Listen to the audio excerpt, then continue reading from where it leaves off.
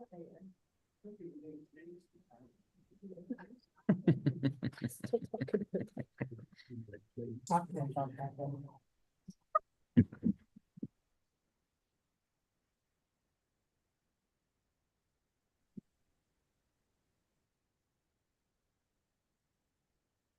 evening, council, staff, and members of the public. May I have a mover and seconder to call the meeting to order, please? Councillor Moore and Councillor Fisher, that the regular meeting of the Council of the Township of Springwater, March 5th, 2025, come to order at 6:30 p.m. All those in favor? And that is carried. Feedback. Check if you're on mute. Please join me in this meeting about Canada.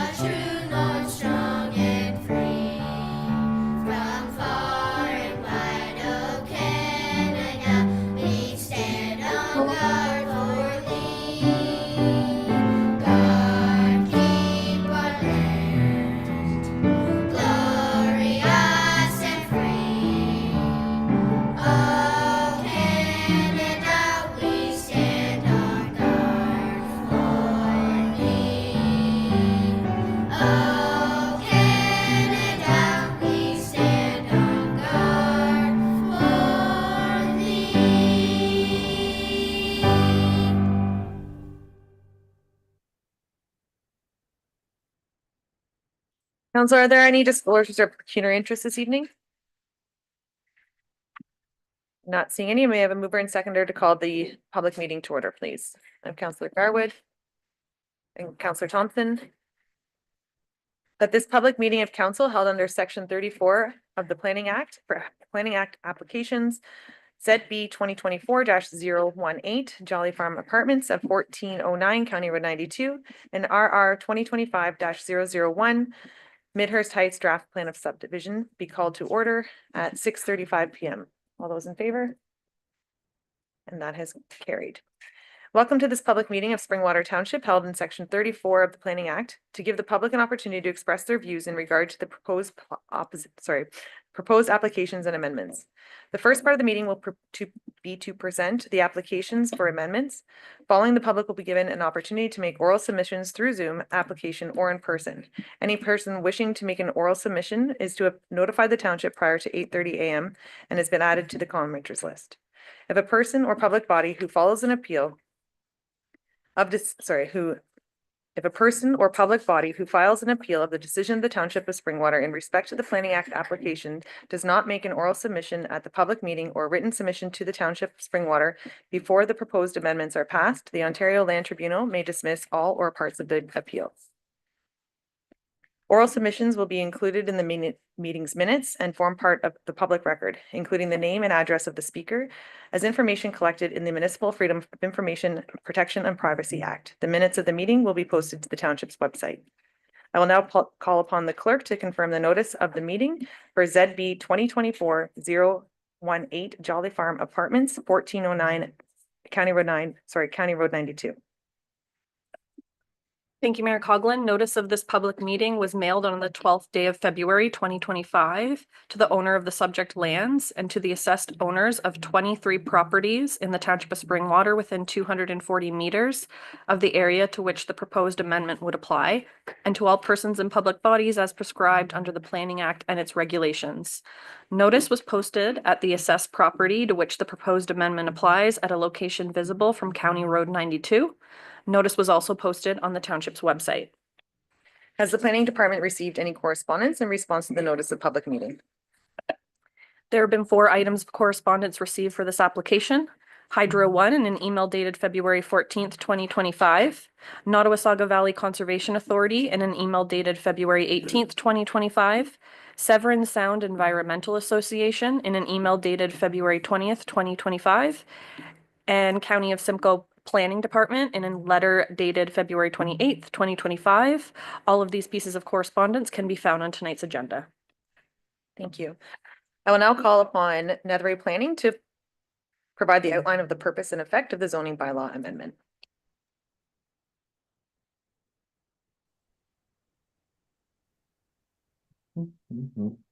Thank you, Mayor Coughlin. Good evening, members of council. My name is Joe Nethery. I'm the president, lead planner of Nethery Planning. Last name, corporate name, Synergy. I'm a land use planner retained by Jolly Farm Apartments and the Batista family to put forward this planning application for a zoning bylaw amendment at 1409 County Road 92. So on the next slide, I'll provide a little bit of context about the property, which is on the south side of County Road 92. It is a little bit backwards on that first bullet. It's west of Yonge Street and west of Elmvale and east of Ushers Road. It's approximately a 20-hectare property having about 180 meters of frontage along County Road 92. The vast majority of the property is forested. On the site is a 6-unit apartment building that was initially constructed in 1972. And this is going to become a very major part of this application and this proposal, this particular fact. Those lands are, and I'll zoom into the site plan on the next slide. I'm sorry, so the apartment building itself is actually quite close to County Road 92 itself. To the north and west, there are agricultural uses and further residential dwellings to the east, more agricultural lands, and eventually you get into Elmvale. Far, far south across the forest, the farmland itself continues. So what the proposal is looking to develop a new fourplex. The draft zoning bylaw amendment characterizes this as 2 apartment dwellings total. These would be additional to the existing 6 units on site, with the primary access being from an existing driveway onto County Road 92. We'll be looking at expanding and upgrading the existing gravel parking area, providing a total of 20 parking spaces, 2 per unit, which complies with the zoning bylaw standards, and expanding the existing septic system to ensure that the additional dwelling units can be accommodated through septic. I can confirm through our functional servicing report that this remains underneath the 10,000 liters a day of daily design flow and can be handled through a building permit at the township. So the approval that has been identified by staff and that the applicant, my client, are proposing to follow on staff's guidance is a zoning bylaw amendment that both recognizes the existing apartments and permits the additional fourplex dwelling itself. On the next slide, and I do note, I believe this is there's an alternate version of this in your agenda tonight, but the gist of this is a special provision being added to the site in order to recognize all of those apartment dwellings themselves. There is a secondary component that would be tied to this zoning bylaw amendment, and it is recognizing a lot line adjustment, a land swap, a boundary adjustment, however you'd like to, we would like to characterize it, that was approved by the Committee of Adjustment in the fall. Long story short, sometimes when you're preparing a concept plan, your surveyor finds funny things, and we had a funny thing here where the lot lines were 10 feet off with our neighbors to the west / surrounded by this property. The boundaries were off by precise 10 feet. So the consent has been approved to shuffle the 10 feet in between the owners, who will take care of all the real estate paperwork themselves. But long story short, we're looking to lump that in as a part of this in order to satisfy those conditions of consent, as it was this proposed development application that found everything. On the next slide, I'll provide for you a light policy summary surrounding the application itself. I'm submitting to council that the application does support matters of provincial interest. It's helping to provide a full range of housing and supportive growth at attainable market rates within the township. A provincial planning statement that does speak to the diversification range of housing options. And I want to spend some particular emphasis noting that this particular slide didn't make it through, and I wear that and I apologize to council. There's a matching policy in both the current official plan, section 29.3.4.3, and in the adopted official plan, section 13.10 sub F. That's going to be a major part of the decision that we're going to be asking council to make on this proposal. To cut to the chase, council may consider the amendment of the zoning bylaw for legal non-conforming uses. So as a part of our application submission and working alongside with staff, we are providing information that shows that the existing apartment use predates the Ontario Building Code in 1975. Accordingly, the zoning bylaws have since come in over the fullness of time that restrict apartment dwellings on this site. It's my client's contention and it's my opinion that we have illegal non-conforming use on this site. So both official plans provide for a process where a zoning bylaw amendment can be passed by council in order to consider this expansion of use. In other places or in other circumstances, this can be handled through the Committee of Adjustment. On staff's encouragement and coaching, I'm here before you with the zoning bylaw amendment application itself. And I would anticipate working alongside with staff and County of Simcoe staff per the comment letter in order to explain and make these justifications appropriately. And on the next slide, the subconditions in both of those that policy in both of the official plans do speak to ensuring that this is appropriate development. We're not creating an additional adverse impacts, and generally speaking, is this going to be a good thing? So I'm coming before you to say that we do have a proposal that represents some gentle intensification. Housing is allowed on the site. There is a rural residential designation on the site. A residential component is contemplated on these lands as well. Understanding we have a legal non-conforming use that we're looking to expand here. It's providing these additional units. It is an attainable. It will be in an attainable form. This is consistent in terms of a small apartment building, fourplex. Which is relatively consistent with the sixplex that is already on site. We are looking at heights that are consistent with that existing building. We are looking at a built form that's going to look like that existing building and doing our part to hide it. At least at present, we're trying to hide and shelter it within the trees in order to minimize that visual impact as well. I'd like to submit that it's a pretty building and a pretty design. Some might say a tasteful way in order of helping the township do its part in solving housing needs in the county. On the next slide, our site servicing analysis here, the road access is provided from County Road 92. We have comments from the county with respect to sightlines. A transportation impact brief has been prepared that shows the sightlines will continue to work and that there are no undue adverse effects on County Road 92. I've mentioned the 20 parking spaces, 2 per unit, that would meet the zoning requirements and is an upgrade.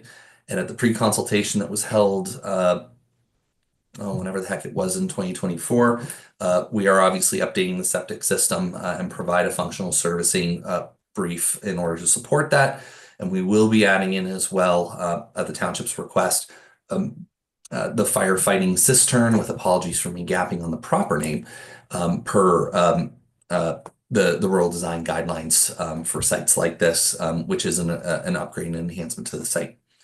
This all gets implemented through a site-specific agricultural zone to recognize the additional permitted use, with some additional support, and additional special provision required for the neighboring property in order to implement the conditions of consent.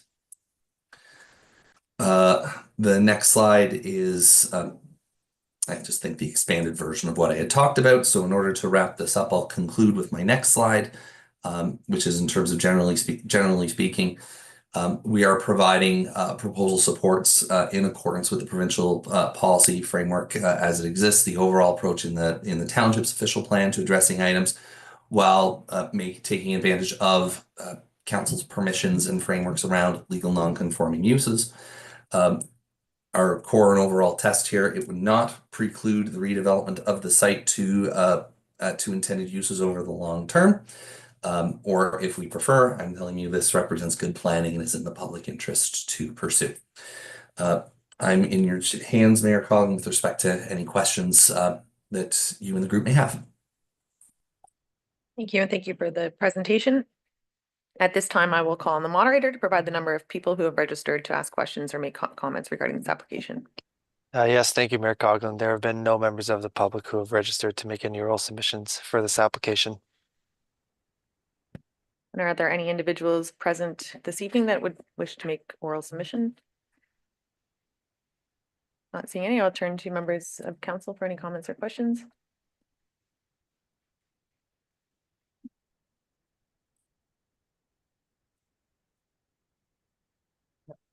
That would be that then. Thank you to all who participated in the public meeting with respect to the proposed zoning bylaw amendment and for showing an interest in this matter. We'll now move on to our second item, which is RR 2025-001 Midhurst Heights Draft Plan of Subdivision. Now I'll call upon the clerk to confirm the notice of this meeting and the dates on which notice was given.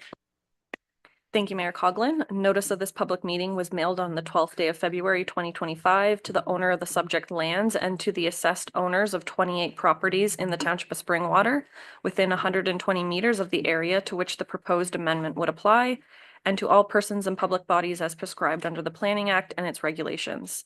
Notice was posted at the assessed property to which the proposed amendment applies at locations visible from Russell Road and Dorn Road.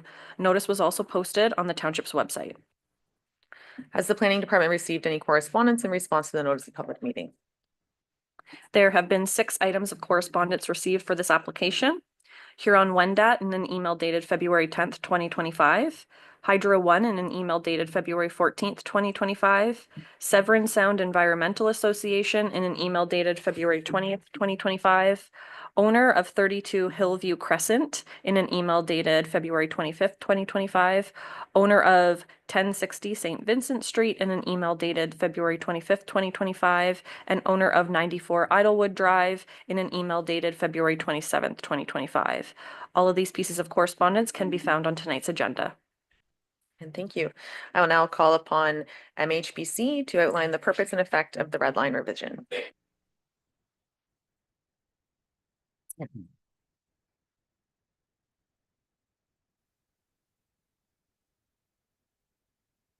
Good evening. Can you hear me okay? Perfect. Good evening, members of council, township staff, and any members of the public here in attendance. My name's Corey Chisholm. I'm a partner with MHBC Planning in our Barrie office, and I'm the planning consultant here before you on behalf of the owner of the proposed development, Rose Corporation, and Andrew Webster is sitting beside me here as a representative from Rose Corporation. We're here before you this evening for the public meeting related to a proposed red line revision to the approved Midhurst Heights draft plan of subdivision, which I'm sure members of council are very familiar with. Just for context before I go in, the proposed red line revision process, it's to make slight changes to an already approved draft plan of subdivision. So when the subdivision was first approved, had to go through the draft plan of subdivision process, also went through zoning. At this stage, the changes that I'll take you through this evening do comply with the township zoning bylaws, so we don't need to do any amendment to the zoning.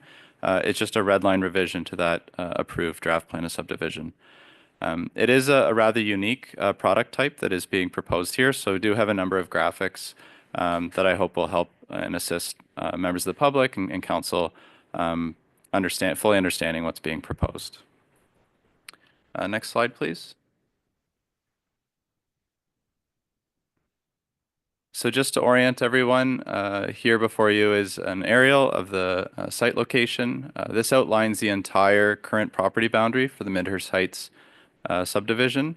The proposed changes only relate to a small portion of that, which we'll see in future slides. So if we can go to the next slide, please. So here is the colored version of the draft plan of subdivision. Everything you see here outside of what's outlined in red is the currently approved draft plan. The proposed revisions are the blocks that are outlined in red, and they are clustered towards the middle and northeast side of the approved draft plan. Today, those are all approved as single detached lots. So we're proposing to take 80 single detached lots and consolidate them into 18 blocks. And within those blocks would be a number of fourplex units, which are envisioned for a rental tenure. They are a unique form of fourplex, and we'll see that in some of the future slides.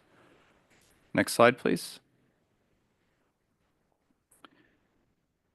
So as I mentioned on the first bullet, we are looking to take 80 residential lots and consolidate them into 18 residential blocks.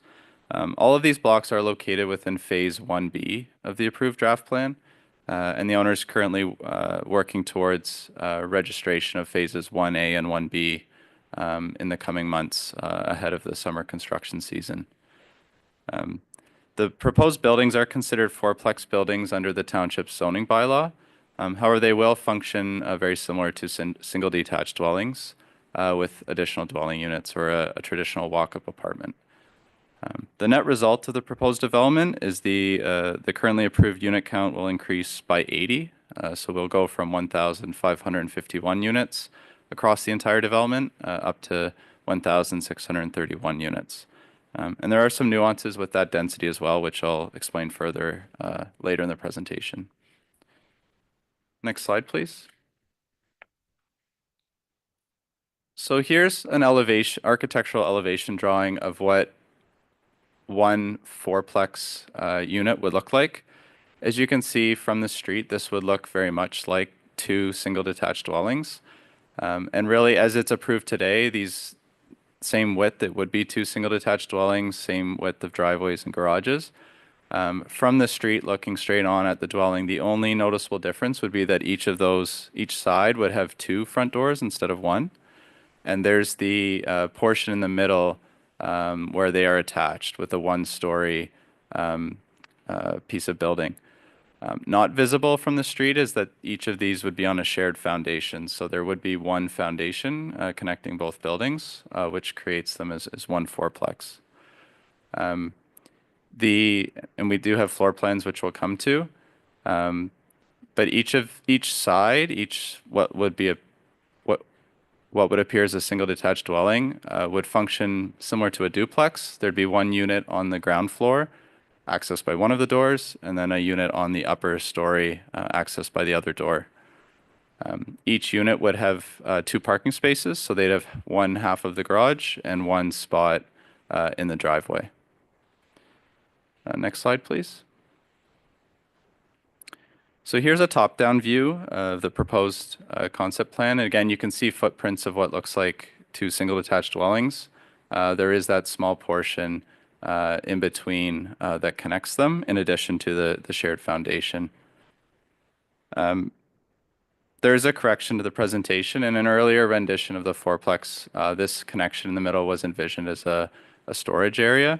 As we'll see in the floor plan on the next slide, it's been revised to provide independent access to the rear yard for the upper story units. And as I mentioned on the parking, each unit will have two parking spaces. So here we see the floor plans, and this would be the ground floor plan. So you can see each of the garages is partitioned in half, so it would function as two single car garages as opposed to one larger double car garage.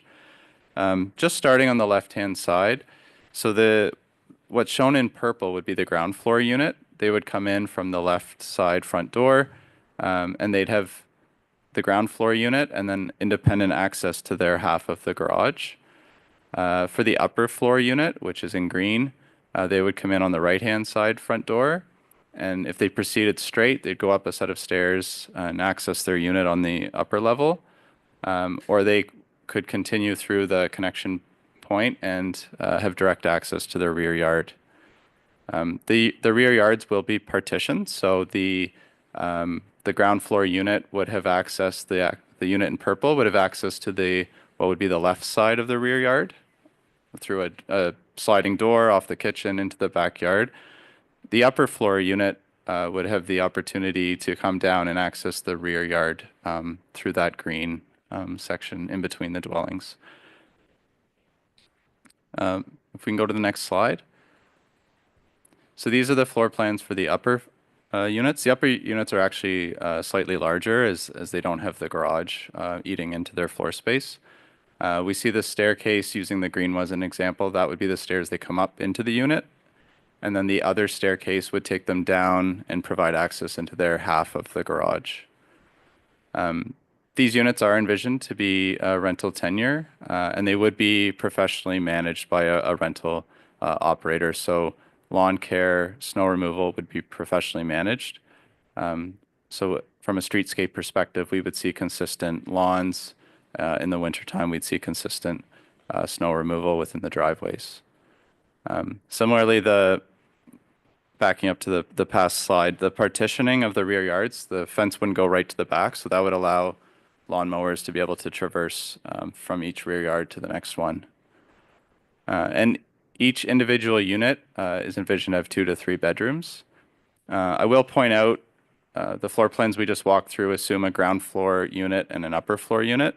Some of these lots, just how the grading's designed, would be walkouts, in which case those ones, it would still be 2 units, but the ground floor unit would also, it would be a larger unit. It would have access to the basement as well. So that would be a larger unit. Next slide, please.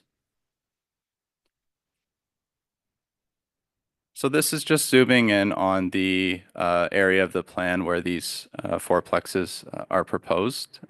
Same image as I had shown previously, just zoomed in so we can see it a bit clearer. And in the next 2 slides, I'm going to take council and the public through what this would look like from a streetscape perspective. So I have 2 images. The first one, again, we're zoomed in a bit closer, but the blocks that are outlined in red are where these fourplexes are proposed. And surrounding them is the currently approved single detached dwellings. What we've done is we've laid on the unit footprints in the driveways.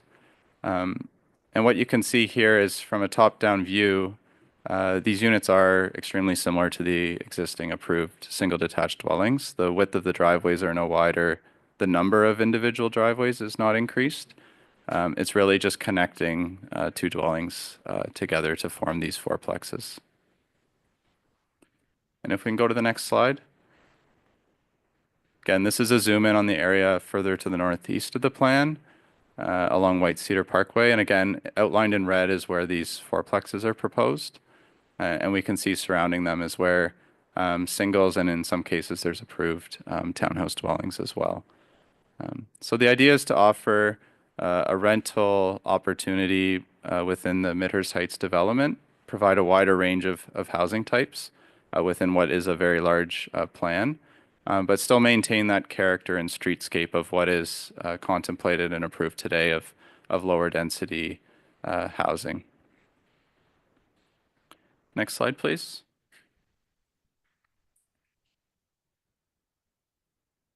So just a bit of recap. Again, today it's approved as 80 single detached lots where we're proposing these changes. Those will be amalgamated into 18 blocks containing fourplex. Just to provide a bit more detail on that. So some of the blocks would have 2 fourplexes and some would have 3. It just depends on the width of the block. The reason we're grouping fourplexes like that is that there is, for a purpose-built rental, there is opportunity for financing through CMHC, which is a federal program designed to try to increase rental capacity within Canada. And there's a criteria that to qualify for that, you have to have at least 5 units on one property. So we can't just have 1 fourplex. We wouldn't qualify for that. That's why they've been consolidated into either 2 or 3, depending on the width of those blocks. So as mentioned, the proposed units will increase by 80. So we'll go from the 1551 up to 1631. Fourplexes are currently permitted use within the UR2 zoning, which this entire area of the plan is zoned. And these fourplexes have been designed to comply with the current zoning provisions within the zoning bylaw. So again, that's why we're not also requesting any sort of zoning bylaw amendment. There is a nuance with the density in that while we are increasing the density by 80 units, each of the single detached dwellings that are currently approved, as of right within the zoning, could have up to 2 additional residential units. So you can have 1 attached unit and 1 detached unit. So if that was realized on all 80 of those lots, you could potentially end up with 240 units. With these fourplexes, we're proposing a total of 160. However, there's no ability for fourplexes to accommodate additional ARU units. So there's a bit of a nuance with that density. We can go to the next slide, please. So overall, the changes proposed to the currently approved Midhurst Heights subdivision, in my opinion, will provide a more compact and efficient development. It does provide additional variety of housing options through the implementation of this unique fourplex built form envisioned for rental tenure. Will continue to maintain an attractive streetscape and neighborhood character, and will help make more efficient use of the significant ongoing infrastructure investments to service the Midhurst Heights secondary plan area. I'll also just like to speak a bit to who the target market for this product is envisioned to be. And our clients have been analyzing and working on this for quite some time. And they do feel there is a need for something like this that provides an opportunity for rental to be integrated into the development in a way which is compatible with the other freehold forms of dwellings. Midhurst is a very attractive place to live. It's also a very expensive place to live, and feel there's opportunity for young professionals, young families, or people that might have lived in Midhurst but looking to sell their house and downsize but would like to stay in the community, to have a more affordable opportunity to stay in the neighborhood but still enjoy that lifestyle where they have rear yard, they have a garage, they have driveway, a larger unit than a typical apartment would be, and they could still stay in the neighborhood. Especially on the young family, young professional side, there's a lot of younger people out there that can afford the monthly payment, but the barrier to entry is having the significant amount for a down payment to come in and purchase a home. And typically what we're seeing for rental options in neighborhoods like this is people put in a basement apartment, and that's kind of the only option. So this provides an opportunity for people to live on the ground floor or the second floor, have that rear yard, have that garage professionally managed, and still live in the neighborhood they might have grown up in. Next slide, please. So just to conclude, with our application, I did submit a planning justification report, and through that I go through the various levels of planning policy from the provincial planning statement through the county's official plan, and then Springwater's various planning documents, the official plan, Midhurst secondary plan, and the zoning bylaw, and conclude that the proposed development conforms with all of those and complies with the township zoning bylaw. So with that concludes my presentation. Happy to hear and respond to any comments or questions from members of the public or council this evening. Thank you. Thank you, and thank you for the presentation. I'll now call upon our moderator to provide the number of people who have registered to ask or make questions regarding this application. Thank you, Mayor Coughlin. We have 3 members of the public who have registered to make an oral submission. However, I do note that there are a number of participants in our Zoom feed. However, I'll start with Noel and Jill LaPlante of 2356 Gill Road. Just one moment.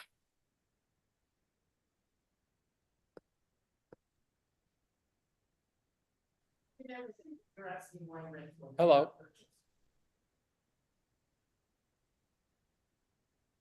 Mr. and Mrs. LaPlante, you can go ahead.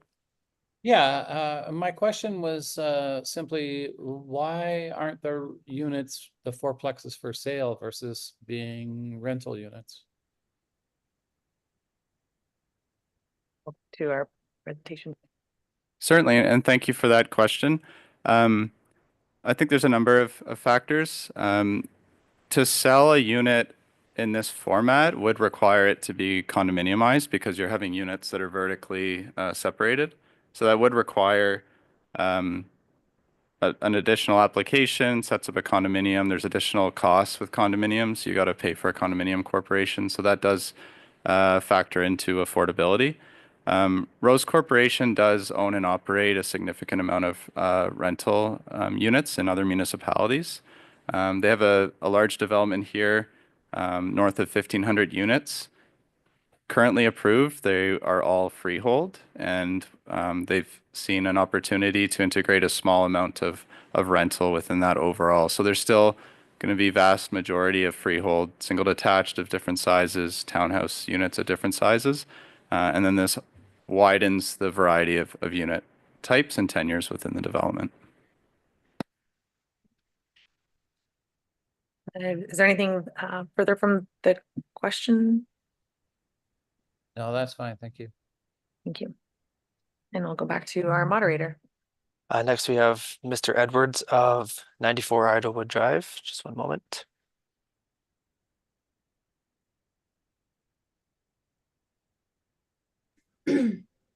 Hi, thanks. Can I go ahead? Yes, please. Okay, so I think this whole development, if you talk to many of the residents within Midhurst, is entirely unwelcome.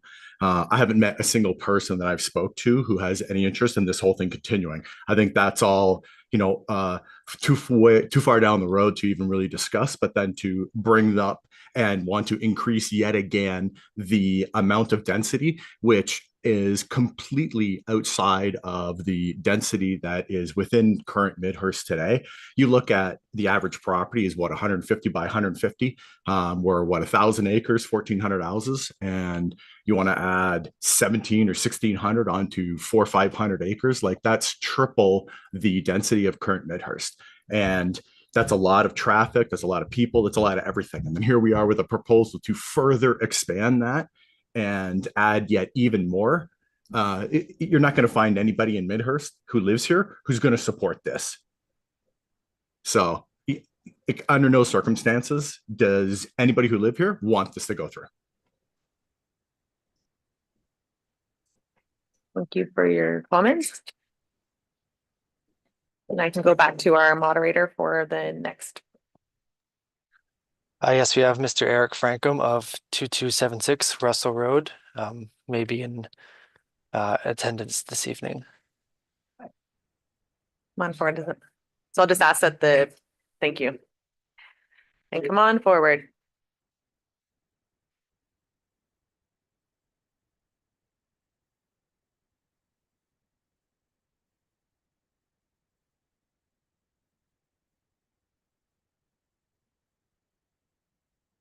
How are we today?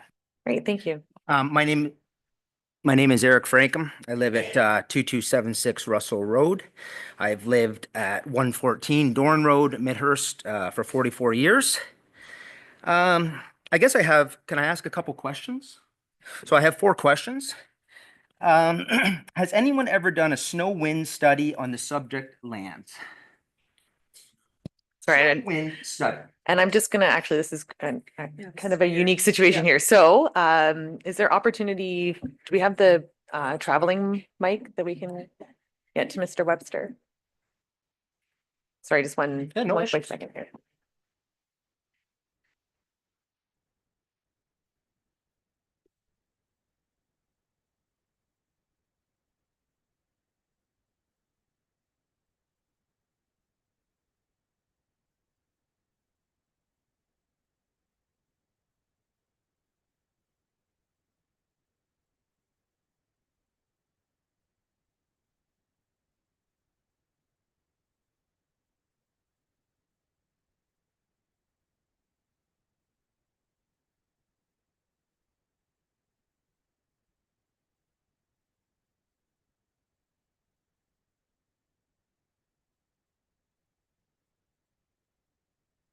Can you hear me okay? Yes, thank you. Perfect. To my knowledge to date, we have not undertaken a snow wind study. In my experience, I haven't come across that type of study or had one prepared in support of a proposed development. So that's, Okay, I don't have experience with that type of study. I have a second All right, question. and I am just going to ask that the questions are asked through the chair, and then Oh, I can sorry. read and I can redirect them from there. Great. Thank you. So my second question is, has there ever been a high-density subdivision like this ever built in the tip of a snow belt on the top of a hill? And I'm going to take that as a hypothetical question because I don't have that answer Well, for no, you. I'm just across that- asking them. I mean, they're in the business of building subdivisions and high-density areas. So I just like to know, like, you know, Midhurst is in a snow belt. And, you know, typically this type of subdivision happens south of us. And we get a large amount of snow up there. And I just don't agree that they are going to be able to keep these roads clear with the density they are putting into these subdivisions. So you're looking at making a main artery more dense than single detached. Single detached has room for snow. Now we're going to add more and more to it. And I live up there and it blows in every single day. We're on the top of a hill and off of Georgian Bay. And, you know, we can't even keep open Russell and Dorn on a snowy night. It goes by every 10 minutes, the snow plows. And now we're looking, you know, so what happens when these roads blow in and you can't access these houses? You know, like what happens when the fire trucks can't get to the middle of the subdivision? We only have two entrances, one on one side, one on the other. And now we're making this road so dense. I don't understand it. So that I'm just, you know, putting forth my feelings here. And I'm also questioning how many more cars how many cars does a single detached home have on average? And how many cars does a fourplex have on average? I can potentially defer to our planning department if there's. Thank you.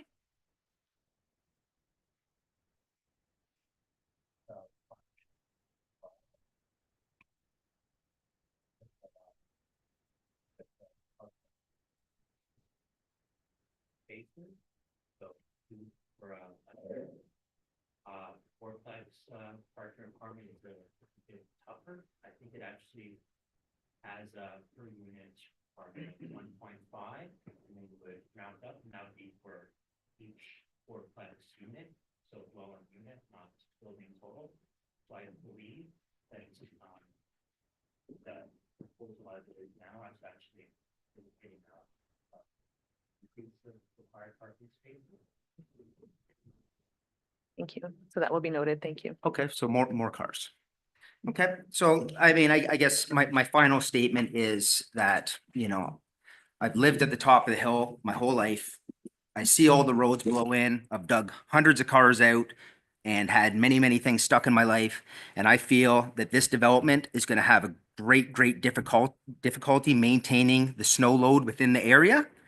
And I feel I'm not against the units. I just feel that they should be spread out throughout the development. I mean, the development's here. I've accepted it. I just feel that, you know, these things need to be done properly, and to put a ton of density on the main road, and especially the main road that the winds come one direction and the road is in, you know, the direction that is going to get drifted on. I just really feel that you guys are going to struggle to keep those roads clear. And that is all. Thanks, guys. Thank you. And I'll turn back to our moderator for any other registered comments. Thank you, Mayor Coughlin. That is everyone who is registered. However, we do have a number of hands who are being raised in our Zoom chat, so I'll go through them there. When I unmute you, please state your name and address for the record. Thank you.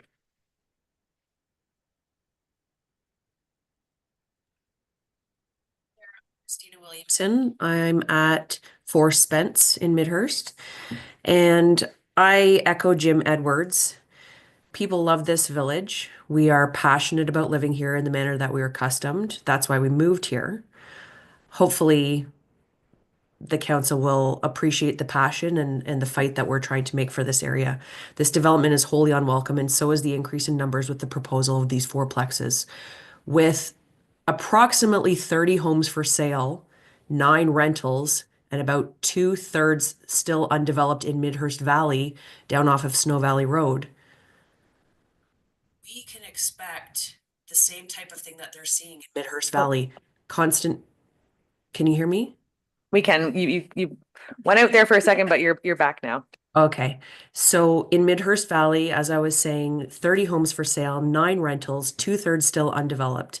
We're expecting to put in now many units and homes up in our area. And in Midhurst Valley, you have constant turnover. When you have constant turnover, you have less upkeep. That is what we can expect from this development, especially with the rental properties. And that's not the Midhurst that we know. That's not the Midhurst that we want. The speaker for the development talks of efficiency, but what does that even mean? Why is our priority not maintaining the village and the community feel? And although I understand the stated need for rentals, when I look at the city of Barrie and the surrounding area of Barrie, we have close to 150 rentals currently in the market for $3,000 and less. Why do we need more rental properties? Who on council will fight for maintaining some semblance of community pride here in Midhurst? We don't need these rentals, let alone the entire development, but that's going ahead. Now it's time to fight against these rentals and the fourplexes. So that's why I'm speaking out against that. Thank you for your comments. I will turn to the moderator. There is still another hand, yes.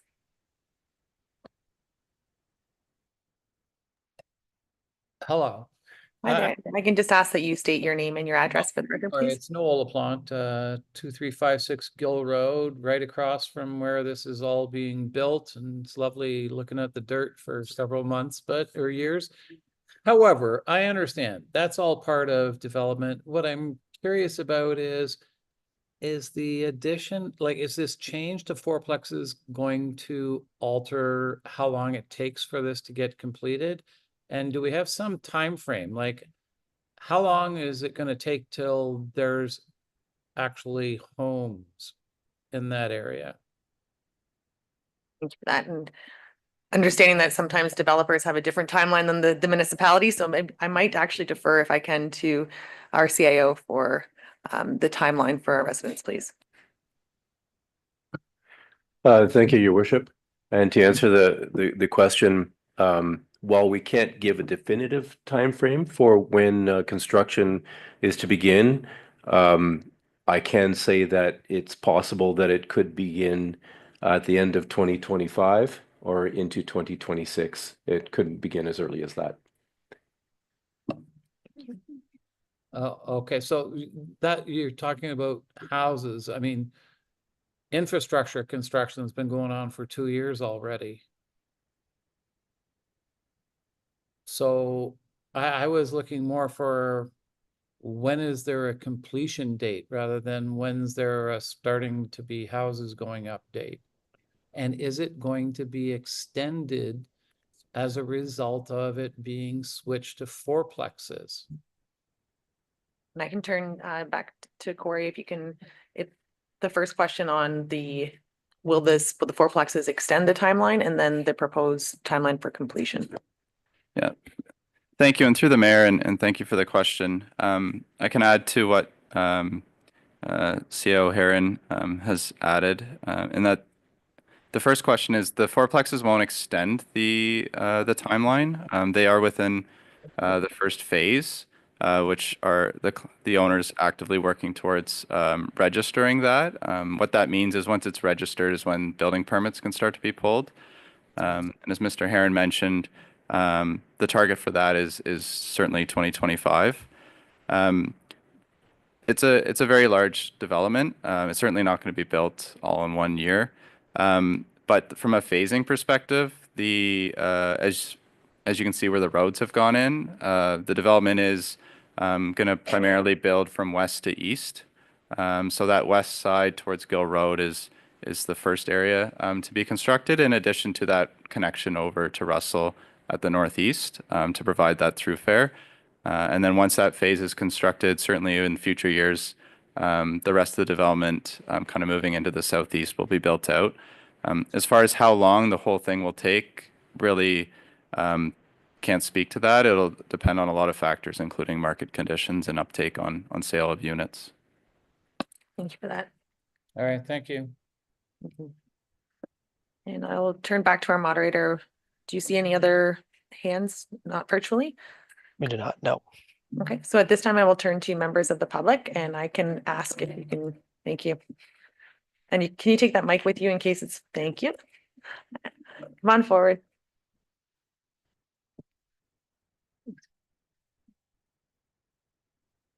And I'll just ask that you state your name and your address for the record, please. Good evening. My name is Karen Catling. I live at 19 Cowdray Park Lane in Midhurst. I'm fourth generation living in Midhurst. My aunt's picture, Helen Coots, is up there. I have great concerns. Number one, at 19 Cowdray Park Lane, when all the roads are open, it is very difficult to get out onto that road on the weekend. We have cottage country people that are coming through. So what's going to happen when you increase that? It's going to be impossible. There's lots of times when I want to turn left, I have to cut in front of somebody, putting my life at risk because, or other that go through the village, which I'm doing now anyway. But so that's number one question. Have they considered traffic? With this many people, traffic is just going to be horrendous. Number two, I'm a registered nurse with several specialties. My next concern is getting to somebody in an emergency. Our winter to this year, it's one of the past, yes, but it's conceivable it will be one of our futures. How if some child is hit by a truck or they have drowned in their pool or somebody's had a heart attack? How is the ambulance or fire truck going to get to them in a conceivable amount of time for a successful even a proposed resuscitation? So that's question number two. Number three, as far as water, when they start using the water table for all of these people, and now we're talking about increasing the amount of people that are going to be residing there, showers, lawn, watering for everything, watering your car or your truck. Is that going to take away from the people on Gill Road? What's their water table going to be like? It's going to suck. So what's up with the water? So that's several concerns I have. I can turn back to the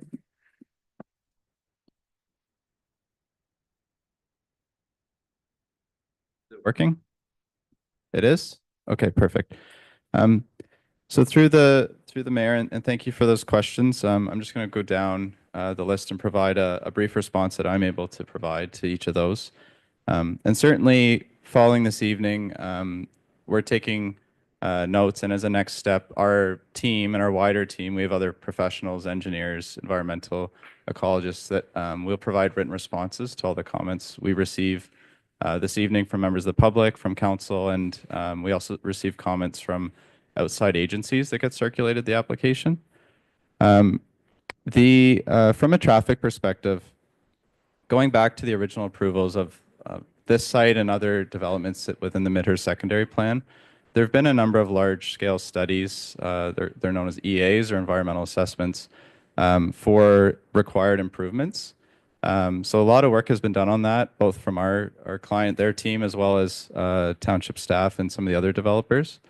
Some of that work's already started. So for example, the Finley Mill project that's been occurring this year, that's one of the first steps.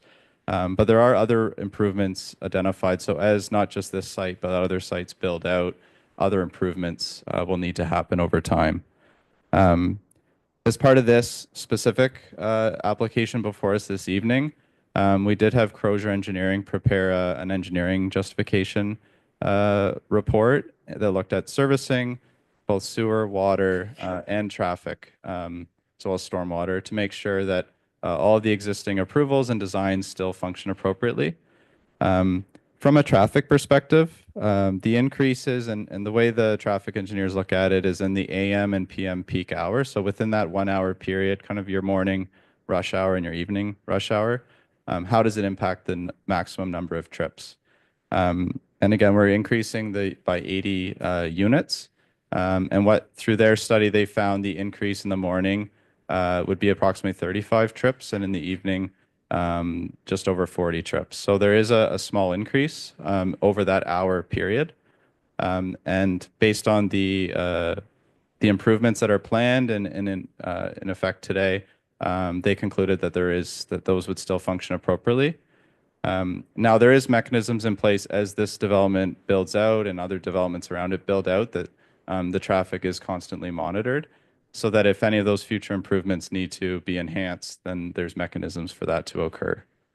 On emergency services and response, so you mentioned ambulance and fire truck, and I think a previous speaker mentioned that as well. So that's something that's undertaken by the County of Simcoe, and certainly they're involved, they're circulated and involved in all of the development that's undergoing. So for years, Midhurst has been targeted for not just this site, but some of the other sites. And within their planning, similar to how the school boards plan for future growth, they plan for emergency responsiveness. Typically, it is, from their perspective, easier to plan for development that's concentrated in certain areas rather than spread out across a large rural township. The last one you mentioned that I wrote down was water. So there is a new water treatment plant under construction on this site. It will service this site as well as other developments within Midhurst Secondary Plan area.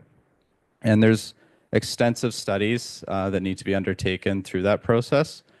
I'm not an engineer or a hydrogeologist, so I can't claim to be an expert in that field, but based on my experience, there's a lot of studies that take place to demonstrate there's sufficient capacity in the ground, and most importantly, that it doesn't negatively impact any existing residents that are on well, and that is the case around. So there's been a lot of work that's done on that. It's reviewed by township staff, outside peer reviewers, the county, and there's a lot of work done on that before anything can move forward, including approvals from the provincial ministry as well. So it is something both Crozier and AECOM Engineering did look at just based on the proposed increase here, and did confirm there's still plenty of water capacity and there's no negative impacts anticipated.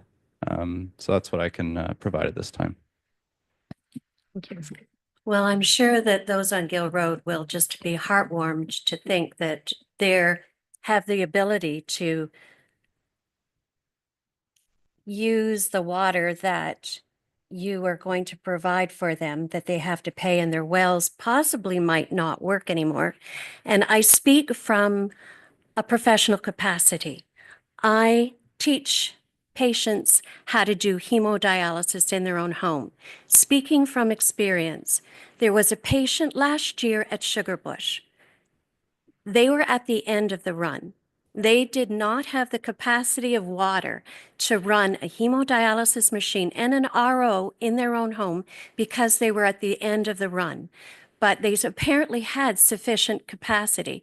We had to augment their water system in order that they could do that.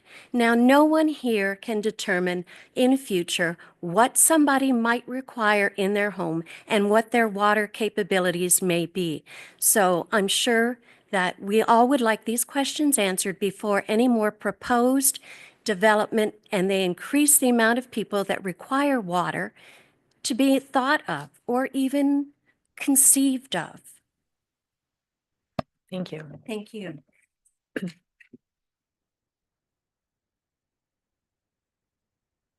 we can turn to members of the public if there's anyone else who'd like to ask questions or make comments. Come on forward.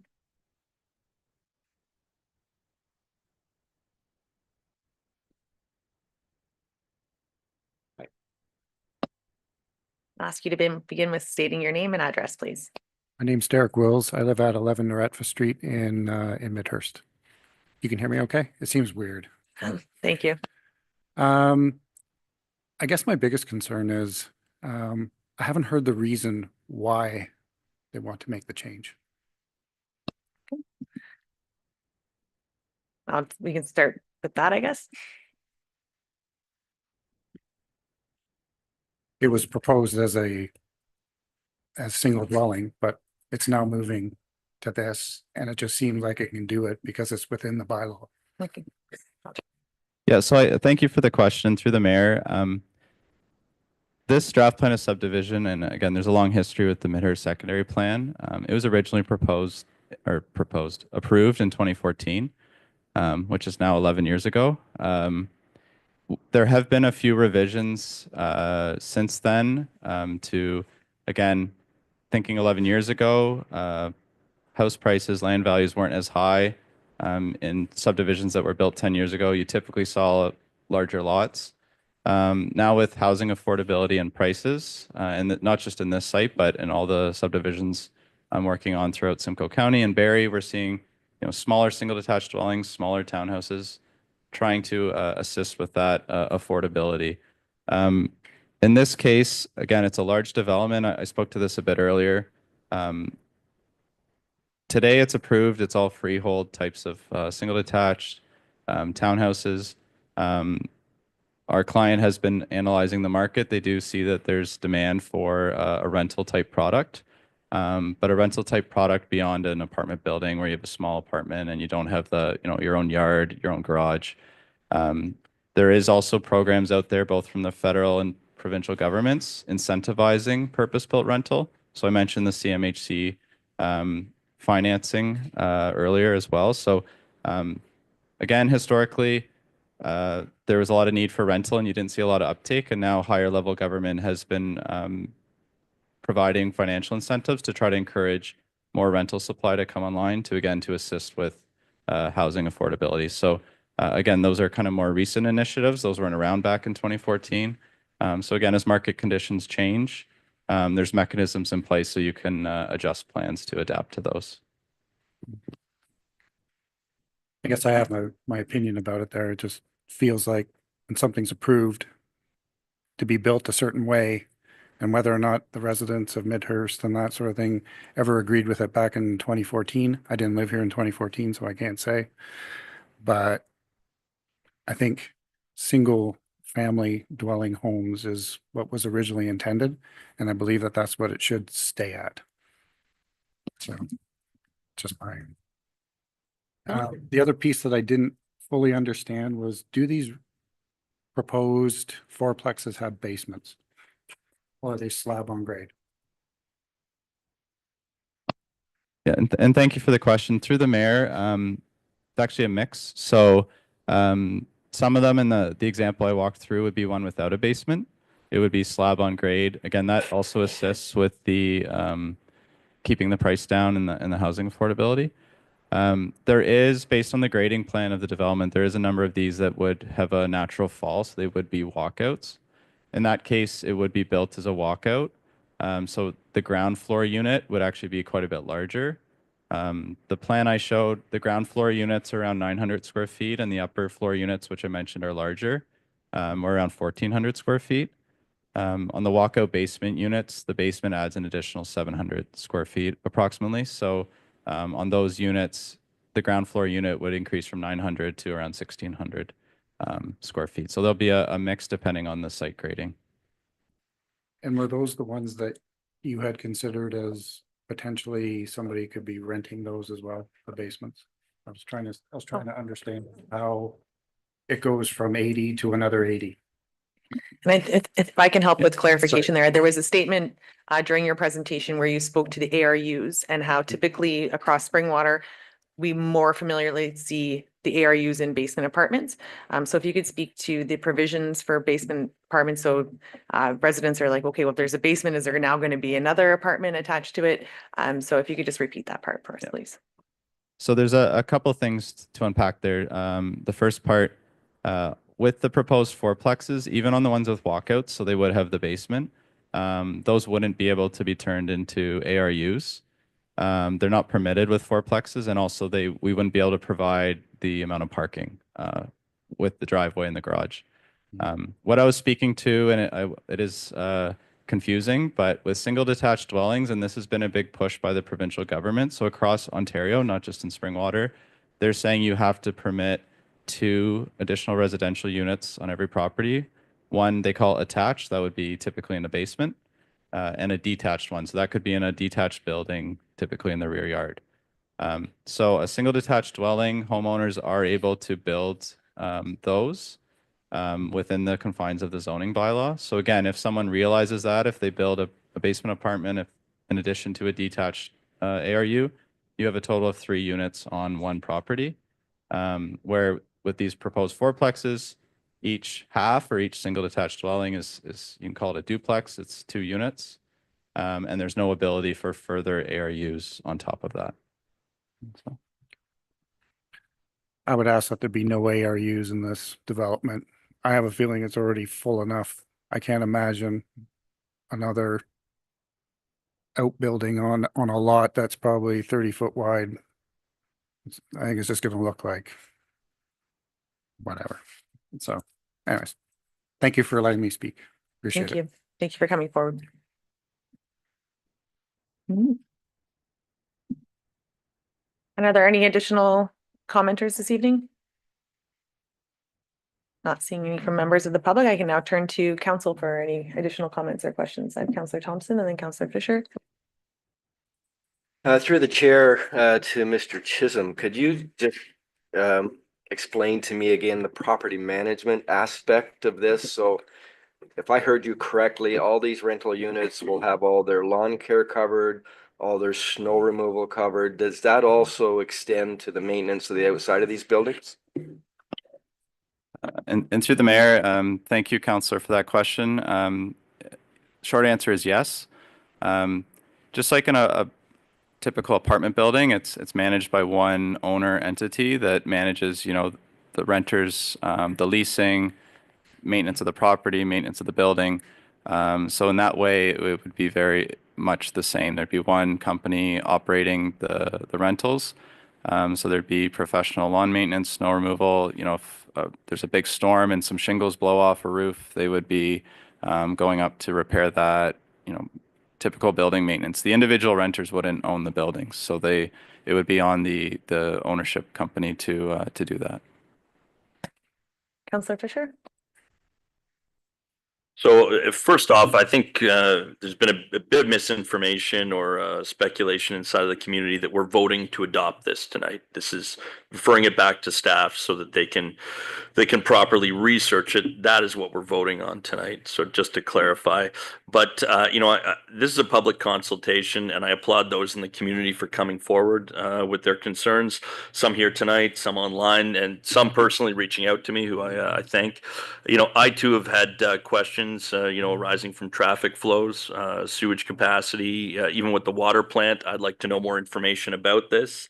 As the resident who lives on Cowdrey said, we need these questions answered. This is an expansion of what is already expanded, which certainly we can consider. But these questions need to be answered, and so that's why I will vote to refer it back to staff so that we can attain this information. Also, too, when it comes to traffic flows, I think as we see this, as a side note, as we see this subdivision build out and get built, I think we need to definitely take a look at traffic flows and where that traffic will go. I always talk about Craig Road. I think this further highlights the need for infrastructure like Craig Road to be built, particularly before we go forward. And there's talk eventually of St. Vincent going through to the subdivision to Gill. These long-term plans, we need to see infrastructure up on Gill Road, like Craig Road, done to alleviate that traffic. And my concern is, and this is a little bit unrelated to the topic tonight, but my concern and a concern in the community is that that's too far behind. And I know that the staff are working on this, but that's something I'd like the community to know and be cognizant of, and frankly, they should want. Anyway, I think that some really good concerns came out, and I'd like to refer it back to staff so we can start taking a look at it, and frankly, if it meshes with the community and what concerns can be answered for us. Deputy Cabral? Thank you, Mayor Coughlin. 3 years, a lot of good points from both residents, speakers. and the presenters. My question is through the mayor to CAO Heron. With respect to these particular units, like I don't see it as being more units or more driveways, but there will be more people and additional cars. But how exactly would the concept of having these rental units, how would that work in with what we currently have as far as provincial priorities are concerned and federal priorities are concerned with housing affordability and attainability? How does that fit in with this development, with this change here? CEO Heron? Thank you, Your Worship, and to Deputy Mayor Cabral. The staff haven't done a fulsome financial analysis in terms of affordability versus, with a comparison of freehold single detached versus the rental, which is proposed here. At a high level, I think we can take the applicant's word in terms of the presentation that was made tonight, that it does bring affordability to the market. There is a demand for rental, and the units styles, rather than having to rent in an apartment building on the 12th floor, there's likely going to be a market demand to be able to rent a unit where you actually have a backyard for your family. Though that's not to say that staff have rendered a decision on this one way or another. I just want to make that clear. But in terms of affordability and price point, this product likely would come in at a more affordable price to the typical Canadian of this economic age.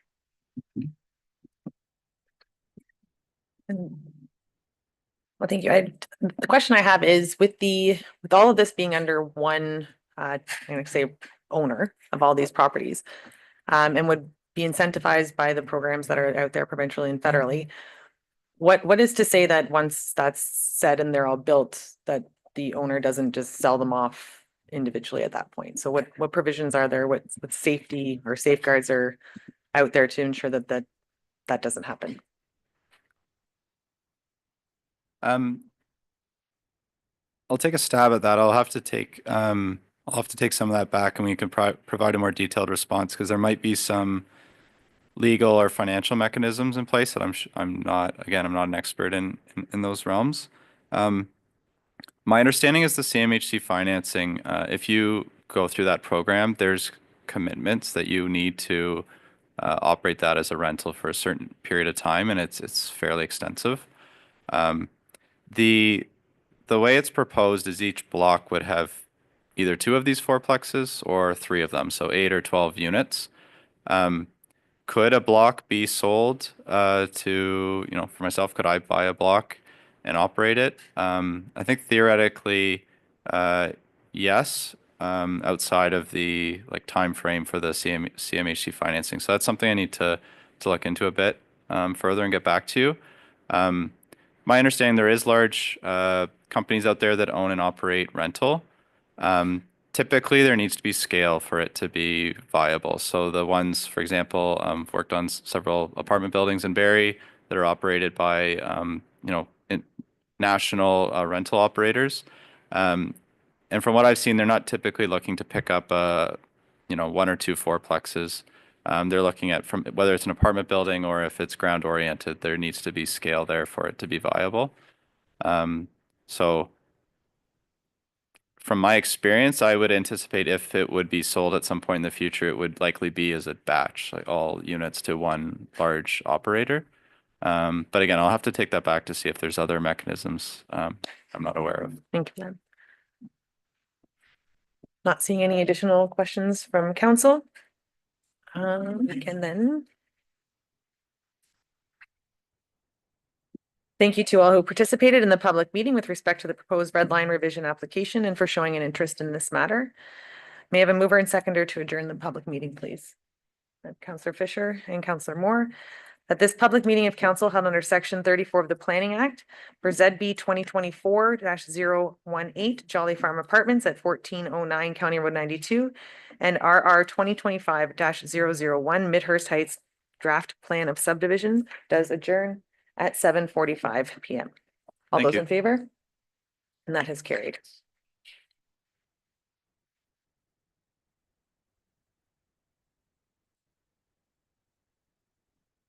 We will now move on to our motions following the direction. So may I have a mover and seconder, please? I have Counselor, sorry. I'll actually just give him a minute.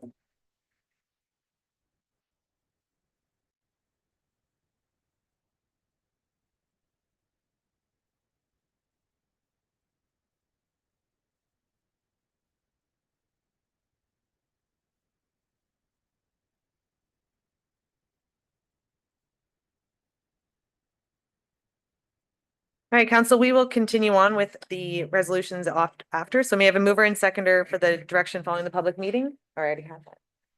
Counselor Thompson, Counselor Fisher, that the council having held a public meeting in accordance with section 34 of the Planning Act, RSO 1990 CP 13 as amended for zoning bylaw amendment ZB 2024-018 on behalf of the owners of the subject land, having noted correspondence and input be received, and we direct that the application be referred back to staff. All those in favor? And that is carried. And mover and seconder, for, again, Deputy Cabral, Councillor Alexander, that council having held a public meeting in accordance with section 51 of the Planning Act, RSO 1990 CP 13 as amended for a red line revision of RR 2025-001 by MHBC on behalf of the owners of the subject lands, having noted correspondence and input received to direct that the application be referred back to staff. All those in favor? And that has carried. And at this time, do we want to break, or are you guys ready to keep going? Keep going, all right. So at this time, we'll move on to question period, and I will return to the clerk marshal. Thank you, Mayor Coughlin. We have received one written question period submission this evening that I will read now. So this submission is from Dennis Gannon of 3947 Horseshoe Valley Road West, Anton Mills. And it is in relation to agenda item 10.2, the 2025 Parks and Recreation Master Plan Update. Good evening, Mayor Coughlin and members of council. Thank you for allowing me the opportunity to provide comments this evening. Before you tonight is the draft master recreation plan for your consideration and approval. I have reviewed the presentation from the last council meeting, as well as the accompanying slide deck and the full document. While it is important to move this plan forward, it is worth noting that there are no urgent decisions requiring its immediate approval. The document highlights that consultations were conducted with the community recreation associations to assess current and future needs. Springwater is fortunate to have several CRAs that play a vital role in the community. They not only foster social engagement, but also provide recreational activities and programs that the township does not currently offer. The draft plan includes 93 recommendations, a number of which directly impact the CRAs and their role in the community, both now and in the future. While the consultants engaged with the CRAs during consultation phase, there has been no further discussions with them or the Parks and Recreation Department since. The draft plan is now before you for approval, which would formalize it as the guiding master plan. Before adopting the plan and its recommendations, it would be prudent for the Parks and Recreation Department to hold a workshop with all the CRAs. The purpose of this workshop would be to gather their input on the draft plan, address any concerns, and provide clarity on the recommendations. This is the ideal time to make any necessary adjustments, or at the very least, ensure that the rationale behind the recommendations is fully understood. For over 50 years, the community recreation associations have been instrumental in fostering a sense of community within the township. Their input is essential as the township moves forward with a comprehensive recreation plan that will shape the future. Deferring the approval of the draft plan tonight to allow Parks and Recreation Department to meet with the CRAs and report back would demonstrate council's commitment to community engagement as it has done with other significant issues in the township. Thank you for your time, consideration, and support. Regards, Dennis Gannon. Clerk Marshall, can you repeat that? No, and thank you very much for the question. Director Culver, did you want to have comment on that, or? Thank you. Thank you, Mayor Coughlin. There's no concerns with Mr. Gannon's request. I think it needs to be clear that a master plan is only a guidance document, and that it's not a prescription for action. The actions indicated within the master plan would all require proper diligence and reporting to council, especially where major policy shifts or budget is concerned. So certainly happy to take direction of council either way, either with adoption tonight, after which we would be consulting with CRAs on all actions that impact CRAs, or to refer back if council would like to have that consultation occur before adoption of the plan. Like I say, it's not, it wasn't something that was being avoided. Obviously, it was really just a matter of getting the guidance and then being able to follow through with the actions over the course of a longer period of time, as Mr. Gannon had indicated. Thank you for that. Councillor Thompson? So just to help me understand through the chair to Director Colbert, so we can still adopt the plan tonight and still accommodate Mr. Gannon's concerns and his opportunity to have input into this. Through you, Mayor. Yeah, we use language like adopt instead of approve for that reason exactly. It's to give us the guidance, after which we will return with each of the action items as it becomes prioritized within any given fiscal year, or as policy dictates that it needs to be adjusted, or for any number of reasons. But the guidance through the document isn't binding. It is a guide. Councillor Garwood? Thank you, Mayor Coughlin. More of a comment and to thank you to Mr. Gannon for bringing this question forward to council. In a similar fashion, I actually reached out to Director Culver earlier this week and had similar questions, understanding that personally I didn't agree with every single recommendation found in the, I believe, 93 recommendations that were listed within the plan, but overall understood that it provides the municipality with a solid foundation moving forward in regards to recreation parks and facilities. So I don't think directions required, but I definitely do see value in the CRAs continuing to be consulted with, and or again, I believe in the past there has been an opportunity for the CRAs to all gather together and have this conversation with staff. And I do see even adopting the plan tonight, should that be the direction that council provides, as providing staff that direction that is required to be able to work with those CRAs. So thank you to staff for answering my questions, and Mr. Gannon for bringing the question forward. Are there any additional questions from members of the public? Not seeing any, we will move on to our minutes. May I have a mover and seconder for the minutes, please? I have Deputy Cabral and Councillor Garwood, that the minutes of council listed here and be approved as presented. The minutes from the regular meeting of council of February 19th, 2025, and the minutes of the special meeting of council of February 19th, 2025. Are there any questions or comments on these minutes? Not seeing any. All those in favor?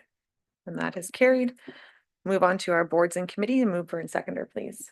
Councillor Thompson and Councillor Moore, that the minutes of the boards and committees and other organizations listed here and be received for information, and it's the minutes of the Nottawasaga Valley Conservation Authority Board of January 25th, 2025, and the minutes of the Nottawasaga Valley Conservation Authority Board, the director's end of business meeting, which was also on January 25th, 2025. Any comments or questions on these minutes?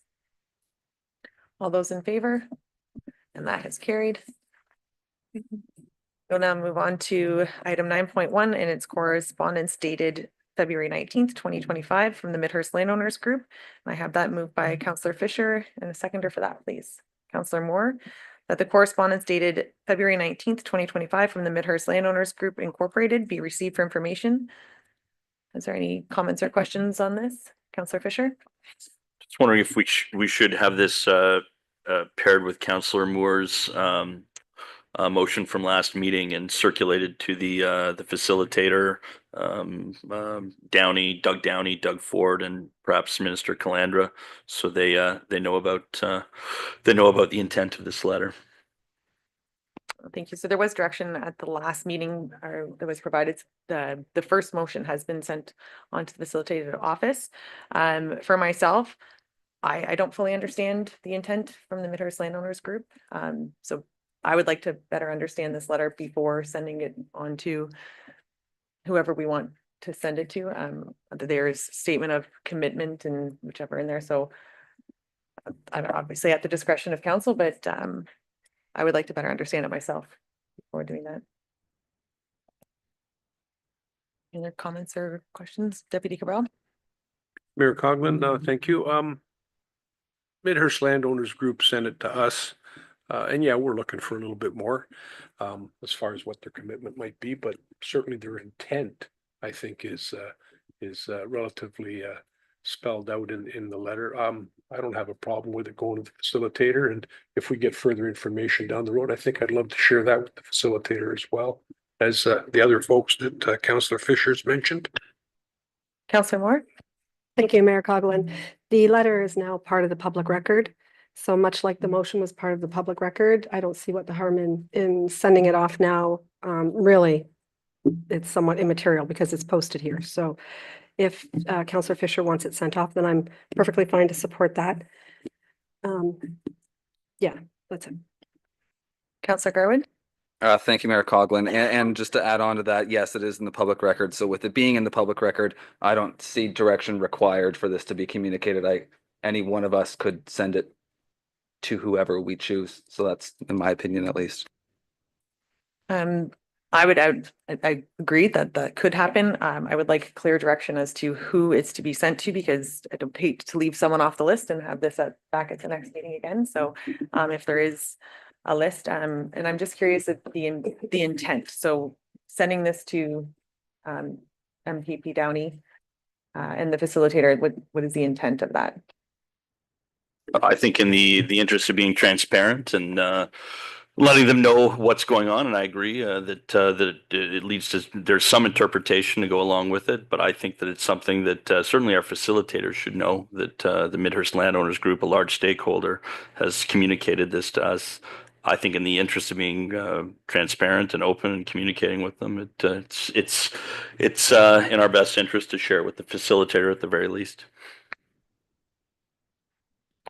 So MPP, the letter be circulated to the provincial facilitary, Premier Doug Ford, and MPP Doug Downey. Is that? And Minister Calandra.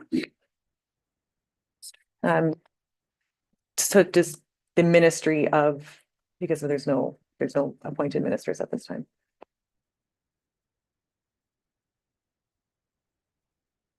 All right, so that has been added. So we do have the resolution, and mover and seconder, sorry, the amendment would be moved by Councillor Fisher, seconded by Councillor Moore. And we're voting right now on the amendment, and that's just for circulation. All those in favor? And that has carried. So now we're back to the main motion as amended. And I don't need to read that again. So that we receive it and that we send it out. All those in favor? And that has carried. Vote, please. A recorded vote has been requested, and I'll defer to our clerk. Thank you, Mayor Coughlin. A recorded vote has been requested by Deputy Mayor Cabral.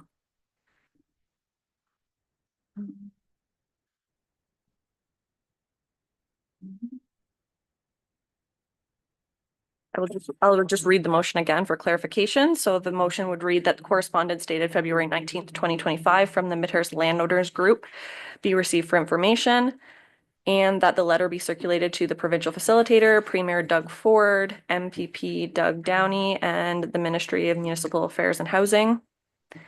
When I call your name, please state yes or no. So Councillor Garwood. No. Councillor Alexander. Yes. Councillor Thompson. No. Councillor Moore. Yes. Councillor Fisher. Yes. Mayor Coughlin. No. And Deputy Mayor Cabral. Yes. That motion is carried. Thank you. Then we will now move on to our action reports. May I have a mover and seconder for the action reports, please? Councillor Fisher and Deputy Cabral. That action reports listed here in items 10.2 through 10.7 be received, and that the recommendations contained therein be approved as presented. 10.2 is the 2025 Parks and Recreation Master Plan update. 10.3 is the 2025 Trails Master Plan update. 10.4 is the Huronia West OPP Detachment Board Terms of Reference. 10.5 is the zoning bylaw amendment application ZB 2024-020 for 1954 Floss Road 8 West.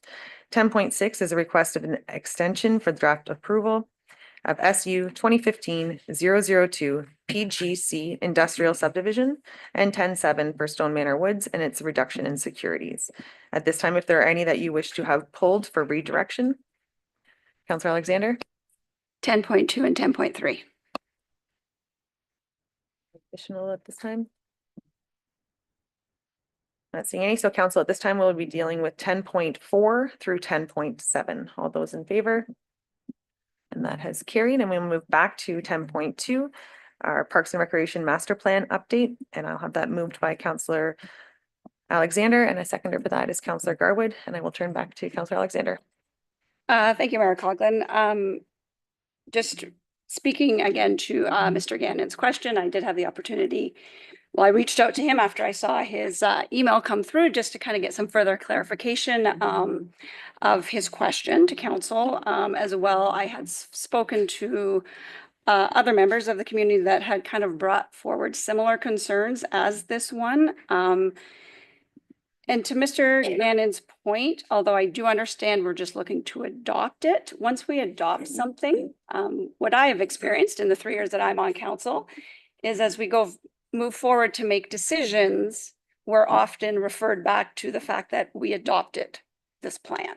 So if there's parts of the plan we're not comfortable with, then I'm not myself comfortable adopting it.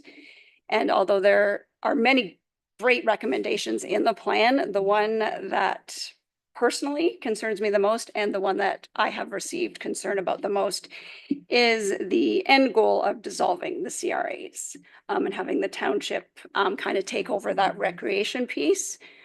The CRAs, our volunteers, are probably our biggest group of volunteers throughout this township that have worked tirelessly over decades. And to me, the events that we hold through the CRAs is what makes our community so unique. Event in Hillsdale or Phelpston is going to be different than an event in Midhurst. And if we get to the point where those are dissolved, then we are going to have very standardized events. And I think that takes away from what Springwater can offer.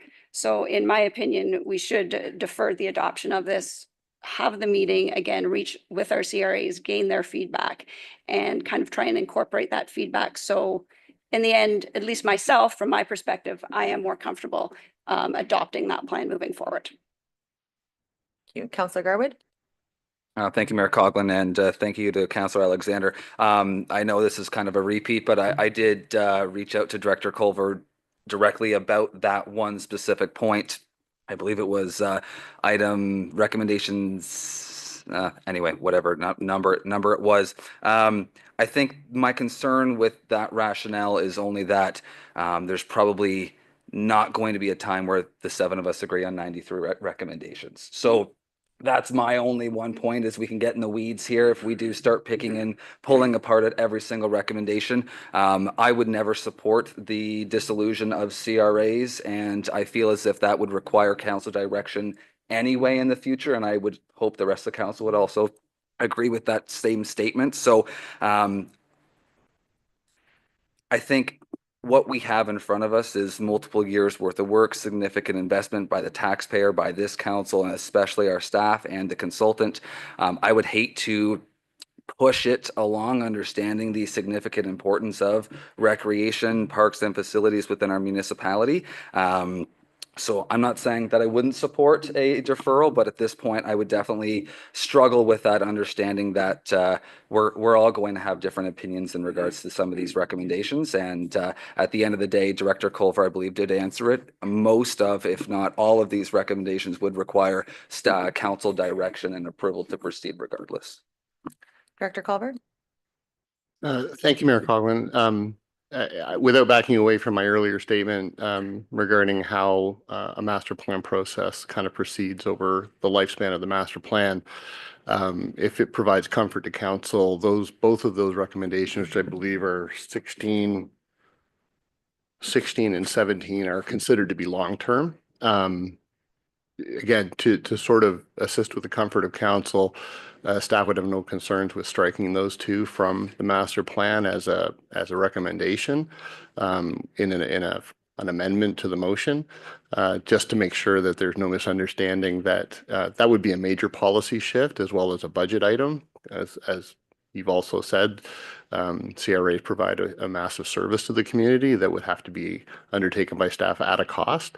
So certainly understanding the hesitancy and the difficulty with that particular part of the master plan, it's a small item to strike to allow us to kind of proceed with the bigger picture, just as an option if that's helpful.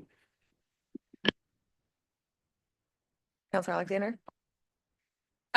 And well, I certainly appreciate that, Director Culver. I think Mr. Gannon's question spoke to many other issues, and maybe not issues, but questions, and the ask to have the CRAs brought back in for feedback before we adopt is something that I would still like to see, because again, I do understand we are pushing it down. I don't see this as pushing it down 6 months down the road. I see it pushing it down till we can, get a meeting, get everybody in, hash through it, discuss it, and come to a place where not only the 7 of us are comfortable with adopting the plan, but our CRAs are comfortable in that we have listened to them and listened to their feedback and taken that into consideration. So I personally would still like to defer it. So then I think that we can just have the deferral. I do see your hand. That we can have that deferred, and that's just a simple, we don't have to refer it back to staff, but it deferred until such time that if you can put that wording in there. Okay. So the motion now before council be deferred until staff. Point of order, Mayor Coughlin. Every member of council gets an opportunity to speak. I'd like my turn prior to that going forward. And there was no intent to be calling a vote at this time. And I did acknowledge that your hand, and I said I did see it, and I was going to come back to you. So I was just providing council with the moving forward with this. So what our clerk has drafted is that the motion now before council be deferred until staff conduct a workshop with all township CRAs on the draft 2025 Parks and Recreation Master Plan. Deputy Corral. Thank you, Mayor Coughlin. I just wanted to intimate that I was supportive of Councillor Alexander.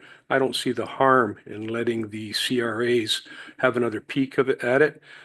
We speak highly of the CRAs. They volunteered. They've been doing it for forever. And if they weren't doing it, it would be an increased cost to this township with staff undertaking some of the things that the CRAs do it, and they do it from the heart, not because they're being paid. The other comment I just wanted to point out was that since one of the CRAs has taken upon themselves to bring this forward, I think we have to be respectful of them and defer it and allow them the opportunity to speak with the Director of Parks and Recreation about their concerns before it comes back to council. So thank you for the time.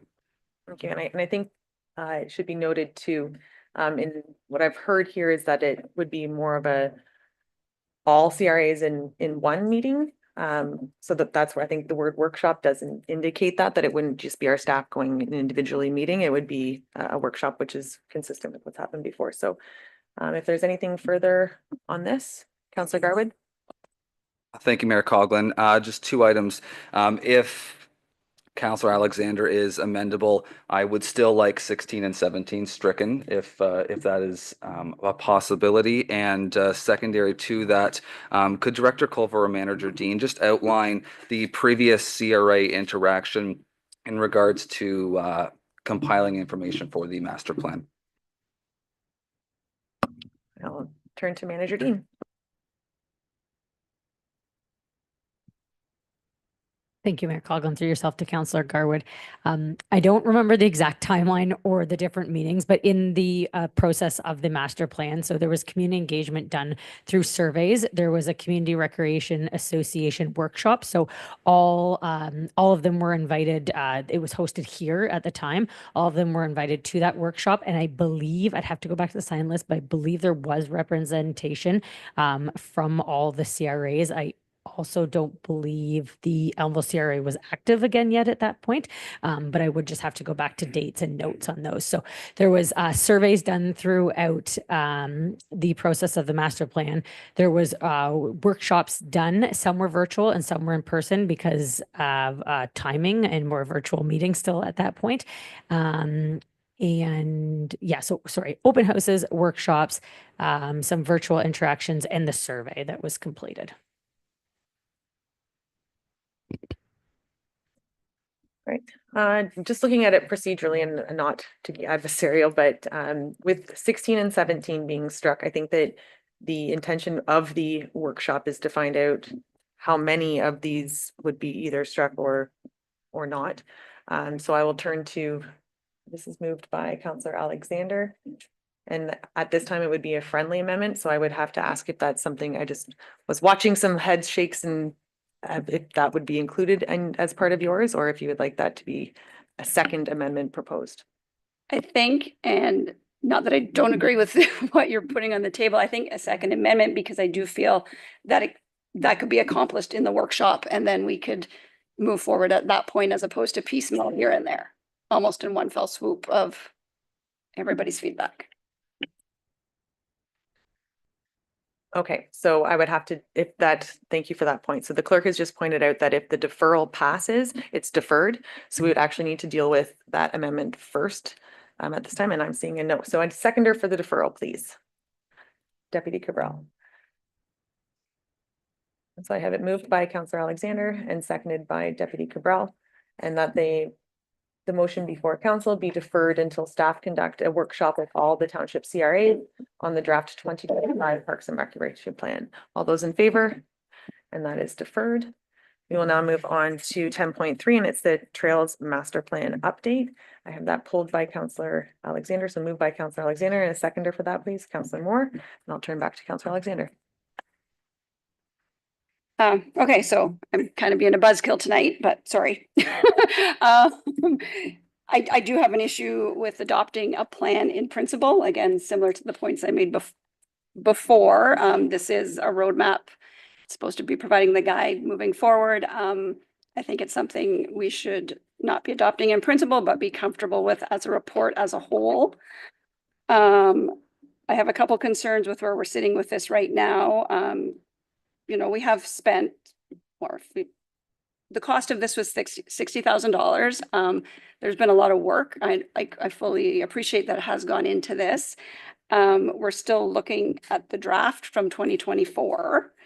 And the reasoning to, you know, adopt it in principle with respect to, you know, understanding that, you know, all the trails certainly don't belong essentially to the Township of Springwater. There's many partners in VCA, the county, whatnot. This isn't new news. This should have been in scope from the very beginning. So I have an issue with adopting something in principle so we can go and have those meetings and collaborations and understand how we need to move forward when this really should have been done from the very beginning, and we should have the kind of not answer, but framework of how we're moving forward with all these partners before adopting a plan. So that's.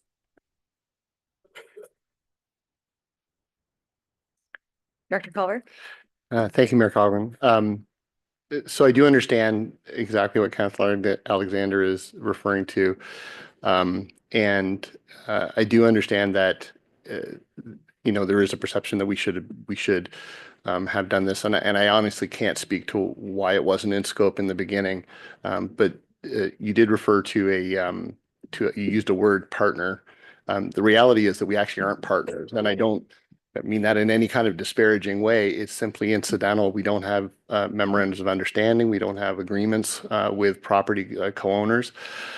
So we really don't have an established understanding of how the trail system in Springwater functions from a legal liability, functionality, wayfinding, policy perspective at all.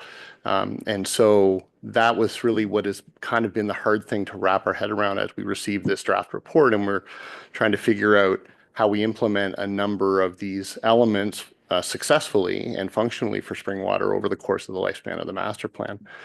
So the adoption in principle is recognizing that the plan has value that it is a list of good advice and guidance to help us move forward in our trail strategies. Having said that, we are concurrently advising and recommending and actually are already undertaking collaboration with the other landowners or land managers in order to develop those legal and liability relationships that would allow us to look at the trail system in Springwater holistically and hopefully, and I can't promise anything because we haven't had our first meeting yet, but we are scheduled for the end of this month. Hopefully get to a place where there is a common and broad understanding of what are the ways that trails in Springwater can be used and how that can be communicated effectively to all participants, whether they be local stakeholders or visitors. So I do understand it's not common that we would do it in principle, but what we were attempting to do with an adoption in principle is say, yes, there is some good advice here. There is a good general understanding, but the practical application is challenging right now. So give us the guidance and then we'll move forward with developing a better understanding and a better way of managing the trail system inside of Springwater. Follow on? Thank you, Mayor Coughlin. And so I definitely appreciate the work that is going into it, and I understand where you're coming from. However, it almost speaks to me more of why I'm not comfortable adopting it if we have no MOUs with these partners, or not partners, landowners, whatever the terminology is. So if there's no MOU there, I don't understand really how then we have a plan moving forward of how we're going to make this trail system better and, you know, all of those pieces. If we don't even have MOUs with these partners, to me, that's step one. The framework's there, whether we adopt it or not. If we want to move forward with a specific project, I think that can just still come to council. And we can have the ability, you know, if it's something that, you know, needs to happen urgently, or we feel like it is a high priority, we still have the ability to have the discussion up here, whether or not it's in a master plan or not. But to me, the point of a master plan is truly that document that we are comfortable moving forward with, again, for multiple years. So the MOUs are a huge part of that, even if they're not signed. They probably actually do need to be signed, to be perfectly honest, if we're looking at different landowner groups, trails that connect to each other. It's such a big issue that I hear constantly from people in the communities that I represent in, is how we manage these trails, the communication outwards of them, and the fact that people just don't know whether they're not on a county trail, a township trail, whether it's you're allowed motorized vehicles on it, it's just walking. There's so many different pieces to this. So I think we really need to hash some of this stuff out, in my opinion, before we adopt a plan. Thank you. And I'll let you address that first, and then I do have another question. Sorry. Director Culver. No, thank you, Mayor Coughlin, and I'm in agreement. I guess I'm just not clear on what the steps are being directed from council. Again, we believe in the value of the master plan. A lot of work did go into a lot of expense. But the reality is, and I did a little math, I think there's about 22 of the 46 recommendations that could benefit from collaborative discussion with our want to be partners. But the other parts, the rest of that, the other 14 recommendations are things that we can implement. So I'm hesitant, given the expense that's gone into it and the work that's gone into it, to kind of throw the entire plan off to the side, which I'm not sure that's what you're recommending.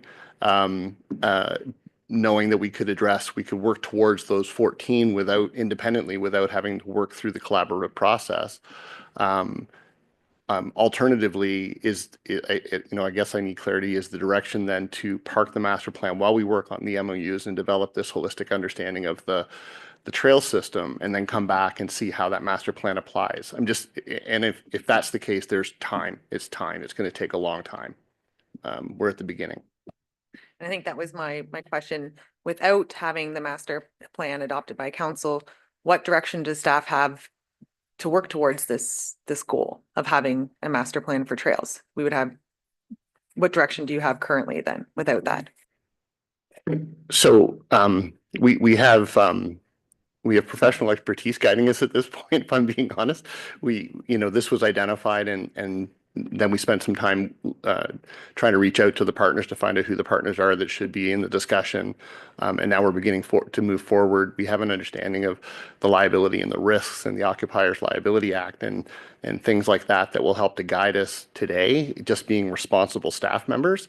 What we don't have is any sort of directionality from council at this point, notwithstanding that there is an existing Trails Master Plan, to kind of guide us in the direction of how this benefits the community and what is the overarching reason for trails in Springwater.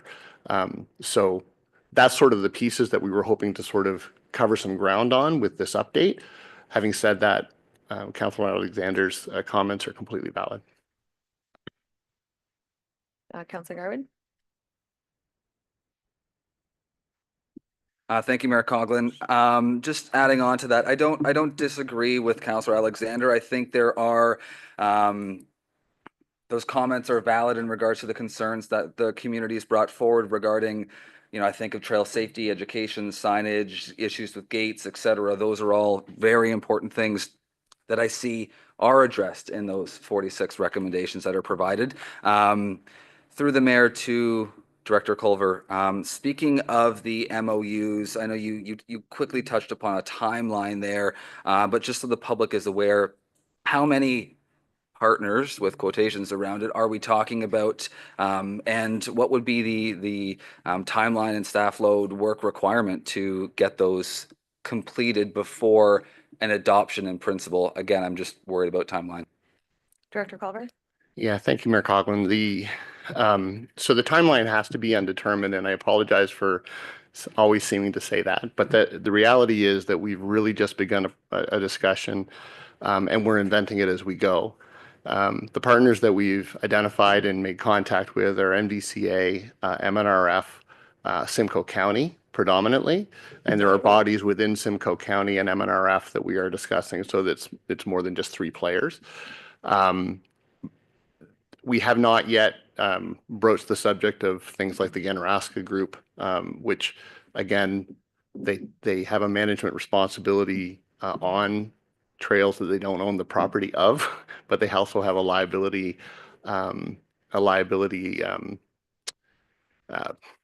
intervention as part of their process as well.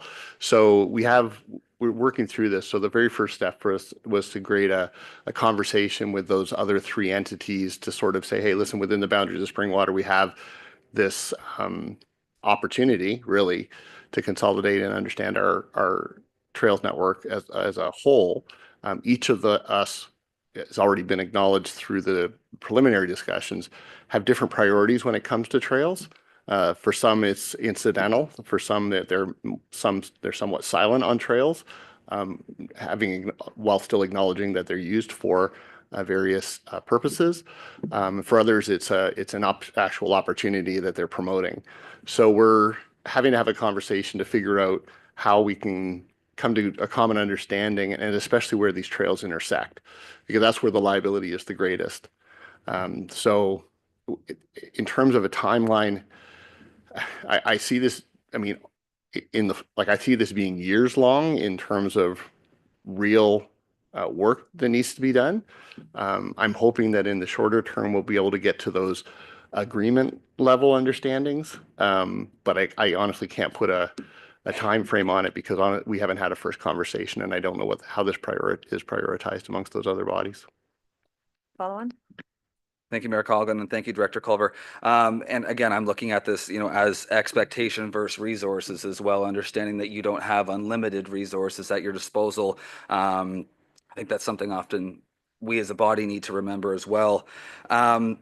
In regards to the adoption in principle language, and excuse me for the maybe naive question, but is there a secondary adoption? Is there a potential adjustments or changes that might occur over your collaboration with our partners, as you've noted, over the next coming years, that you do come back to council down the road with an amended version of this, or once it's adopted in principle, that's just language or we're utilizing regardless in adoptions and adoption? Could you clarify? Director Culver. Yeah, thank you, Mayor Colin. I think, and I'm just going to be pulling examples out of thin air, so please don't hold me to these as commitments. But for example, if our collaboration with the other parties leads to a common wayfinding apparatus that would extend and give people good direction about where they are, what kind of uses that trail is allowed, permits, et cetera. And then we were to come to council with both a policy and a budget item that said, hey, we need to purchase signs to put up to support the wayfinding, or we found a grant to do it or whatever, and we're working collaboratively with others. That would be an action item that we would bring forward with an adoption in principle, even before we got to sort of a complete and holistic understanding of, before we get to a completely organized trail system.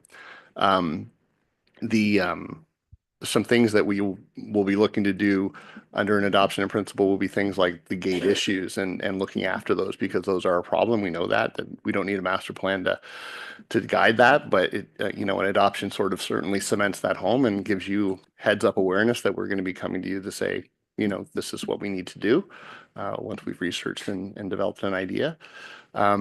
So the adoption in principle really just helps us to have that. It's like a document of communication with council to give us this sort of direction, maybe even permission to some extent to move forward in trying to figure out how to do the best things to meet the objectives of the master plan. Thank you, Mayor Coughlin. Just a couple of things, Director Culver. The list is daunting. It's a big list, but when I looked at them individually, the items individually, I see where there could be groupings where you could, take a group of maybe the first item and then maybe the 15th item and sort of do them all at the same time because they are similar. That being said, the signage I think is misplaced. I think the signage for safety reasons alone should be improved fairly, expediently. The other thing is, when I looked at the partners, the North Simcoe Rail Trail, there are a number of markings along the trail that are partnered with CFB Borden, and they're not listed as a potential sponsor or partner on your list. So I just wanted to make you aware of that, because that signage too is quite outdated and faded and can hardly I think it's broken actually off its post. But just to make you aware of that. All right, Councillor Alexander and Deputy Cabral. Thank you, Mayor Coughlin. Okay, so again, I do think we still have the ability, again, in my mind, to move forward with increased signage, different pieces of this plan with or without adopting the plan, because again, it's something that comes to council. We have a discussion and we say, yes, we believe this is important. We need to move forward with it quickly. I have a huge problem, especially when we're talking about there's different priorities from within the different groups that we're trying to deal with, partner with, whatnot. And I get that, but there's also different priorities from the residents across this township. And if we're not fully understanding what the priorities are and legally what we can actually, what we have the ability to enforce, work with, and this is certainly not directed at you, Director Culver, because I know you've only been here about a year now.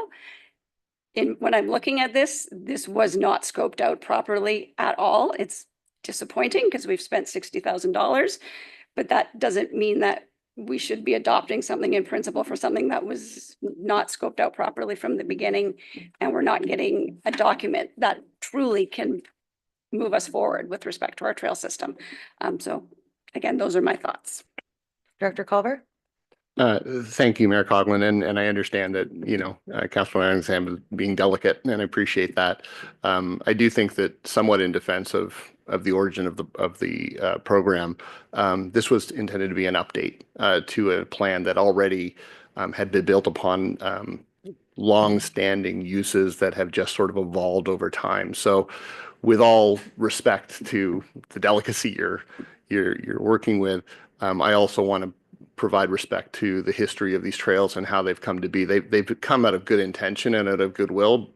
And yes, we're now in 2025 and we need to create the proper structures to protect all parties for liability and legal reasons. We need to understand the how they're used, et cetera. So I'm not disagreeing with you in terms of what we wish would have happened, but I definitely don't think it would, I wouldn't classify it as a failure. I think that there is this happens a lot over time, and we're here now, and certainly waiting for council's direction on how they would like to proceed. Deputy Cabral? Thank you, Mayor Coughlin. I'm just kind of listening to what everybody's saying, and I'm wondering if it might be to move it forward, basically that council receives this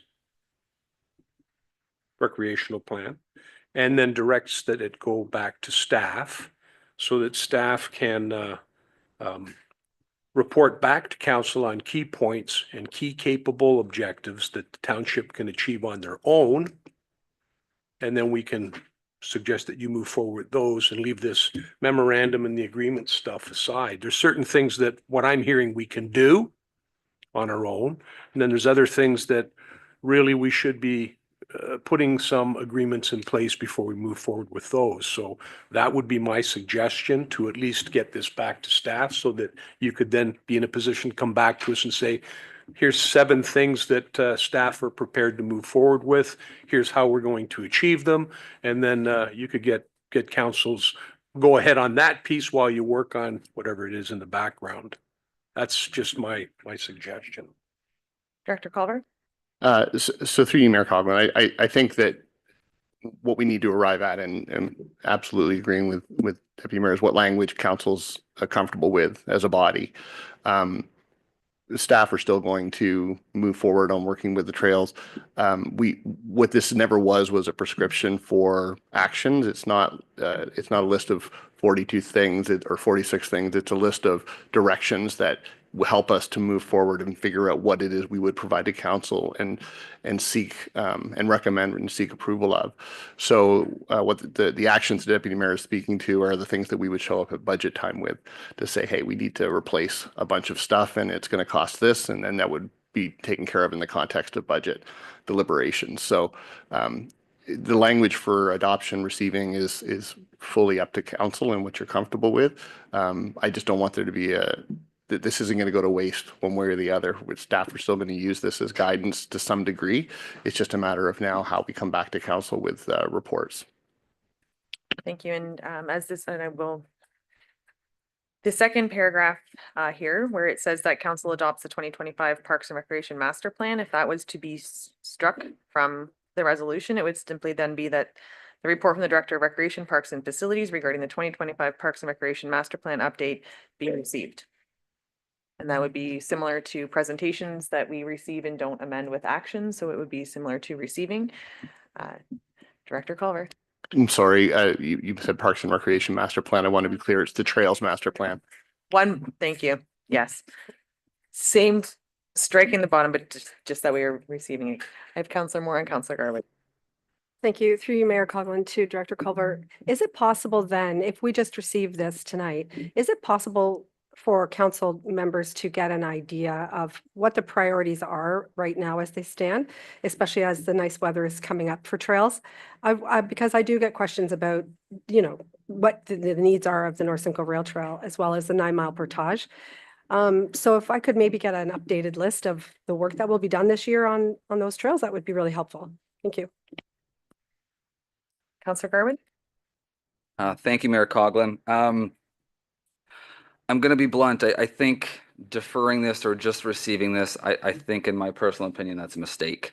I look at accepting this report or receiving this report in principle as was recommended, provides guidance to staff, shows the public that this council and municipality is committed to making key improvements that many members at this table have outlined tonight, and I don't think any of us disagree on what those items are. Many of them are listed within the 46 recommendations, and personally I found many of them absolutely at the top of my priority list if I was to create one myself, from the concerns that I've heard from the community.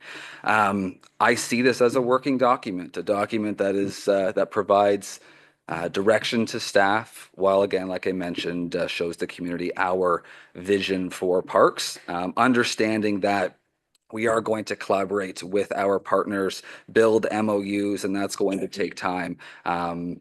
I don't have concern with the plan as it is tonight, as it is today. I read it end to end, asked questions and found it well done. Of course, there are not every recommendation I agree with, but that's never going to happen at many council tables. So I would think it would be a mistake if we were to defer or just receive, and I would not support that. Thank you. And the intent is to, it's almost a compromise, trying to find a path forward that we can all be on. But I do understand that typically, where in years past, we have had a master plan, we've received it and then identified a work plan after the greater plan, the vision has been received, then you come up with how you're going to execute those within. So as it stands right now, it does say that the update in principle as presented. So I've been hearing from both sides. So if we put this on the floor as a whole, my concern would be that it would be defeated and then there is no direction at all. So Councillor Alexander. Understanding, yeah, the predicament, if you will, we're in, I am happy to, if it's the amendment to put forward as per your suggestion, just to receive it. If that gets voted down, then that's fine. And then we go to vote whether I'm making sense here, right? Sorry. To have the amendment first and then see where we go from there. And I think, yes, I think the intention and clarification was if council simply receives this and does not do the second paragraph and adopt in principle, what different direction or what would staff be doing any different? If we receive it, it's still there, you're still walking on that path, and I'm just curious what the difference is for you, Director Culver. Through you, Mayor Coghlan, practically, there's no difference because practically we still have information gathered through the study. We still have agreement with many of the recommendations, and many of the recommendations can be managed through our own internal resources. Well, again, subject to policy approval and budget approval. And we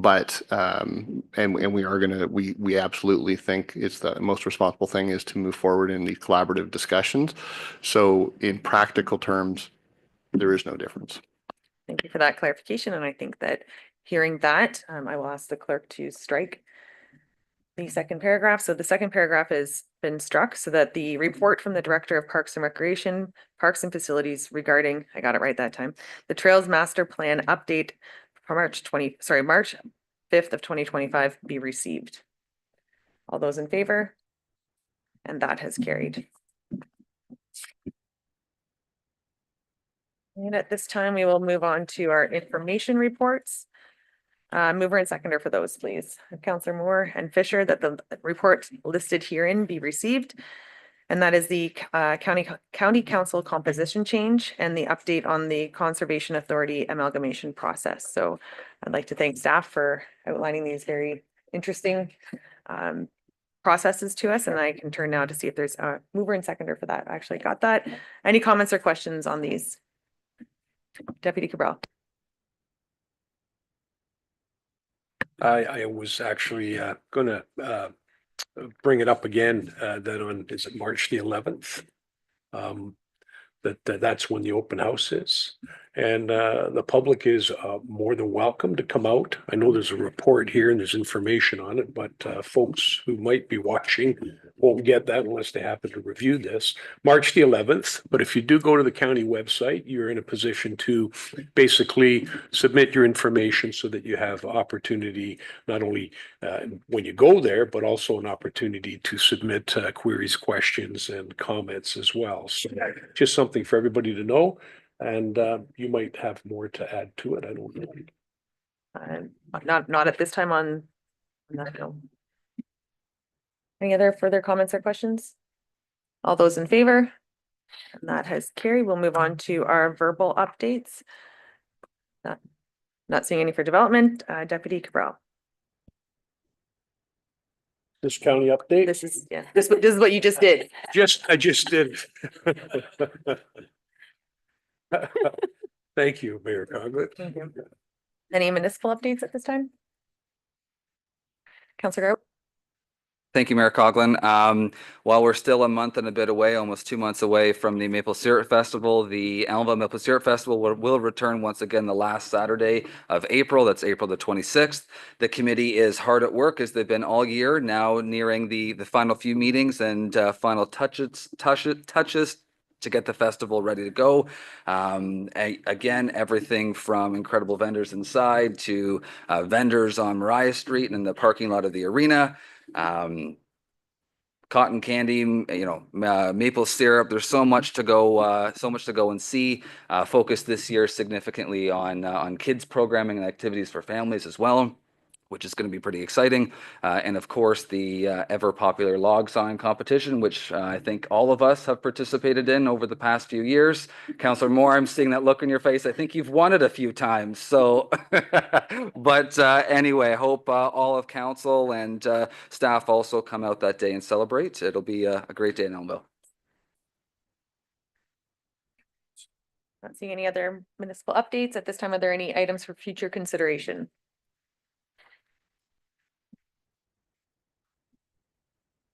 Any notices of motion?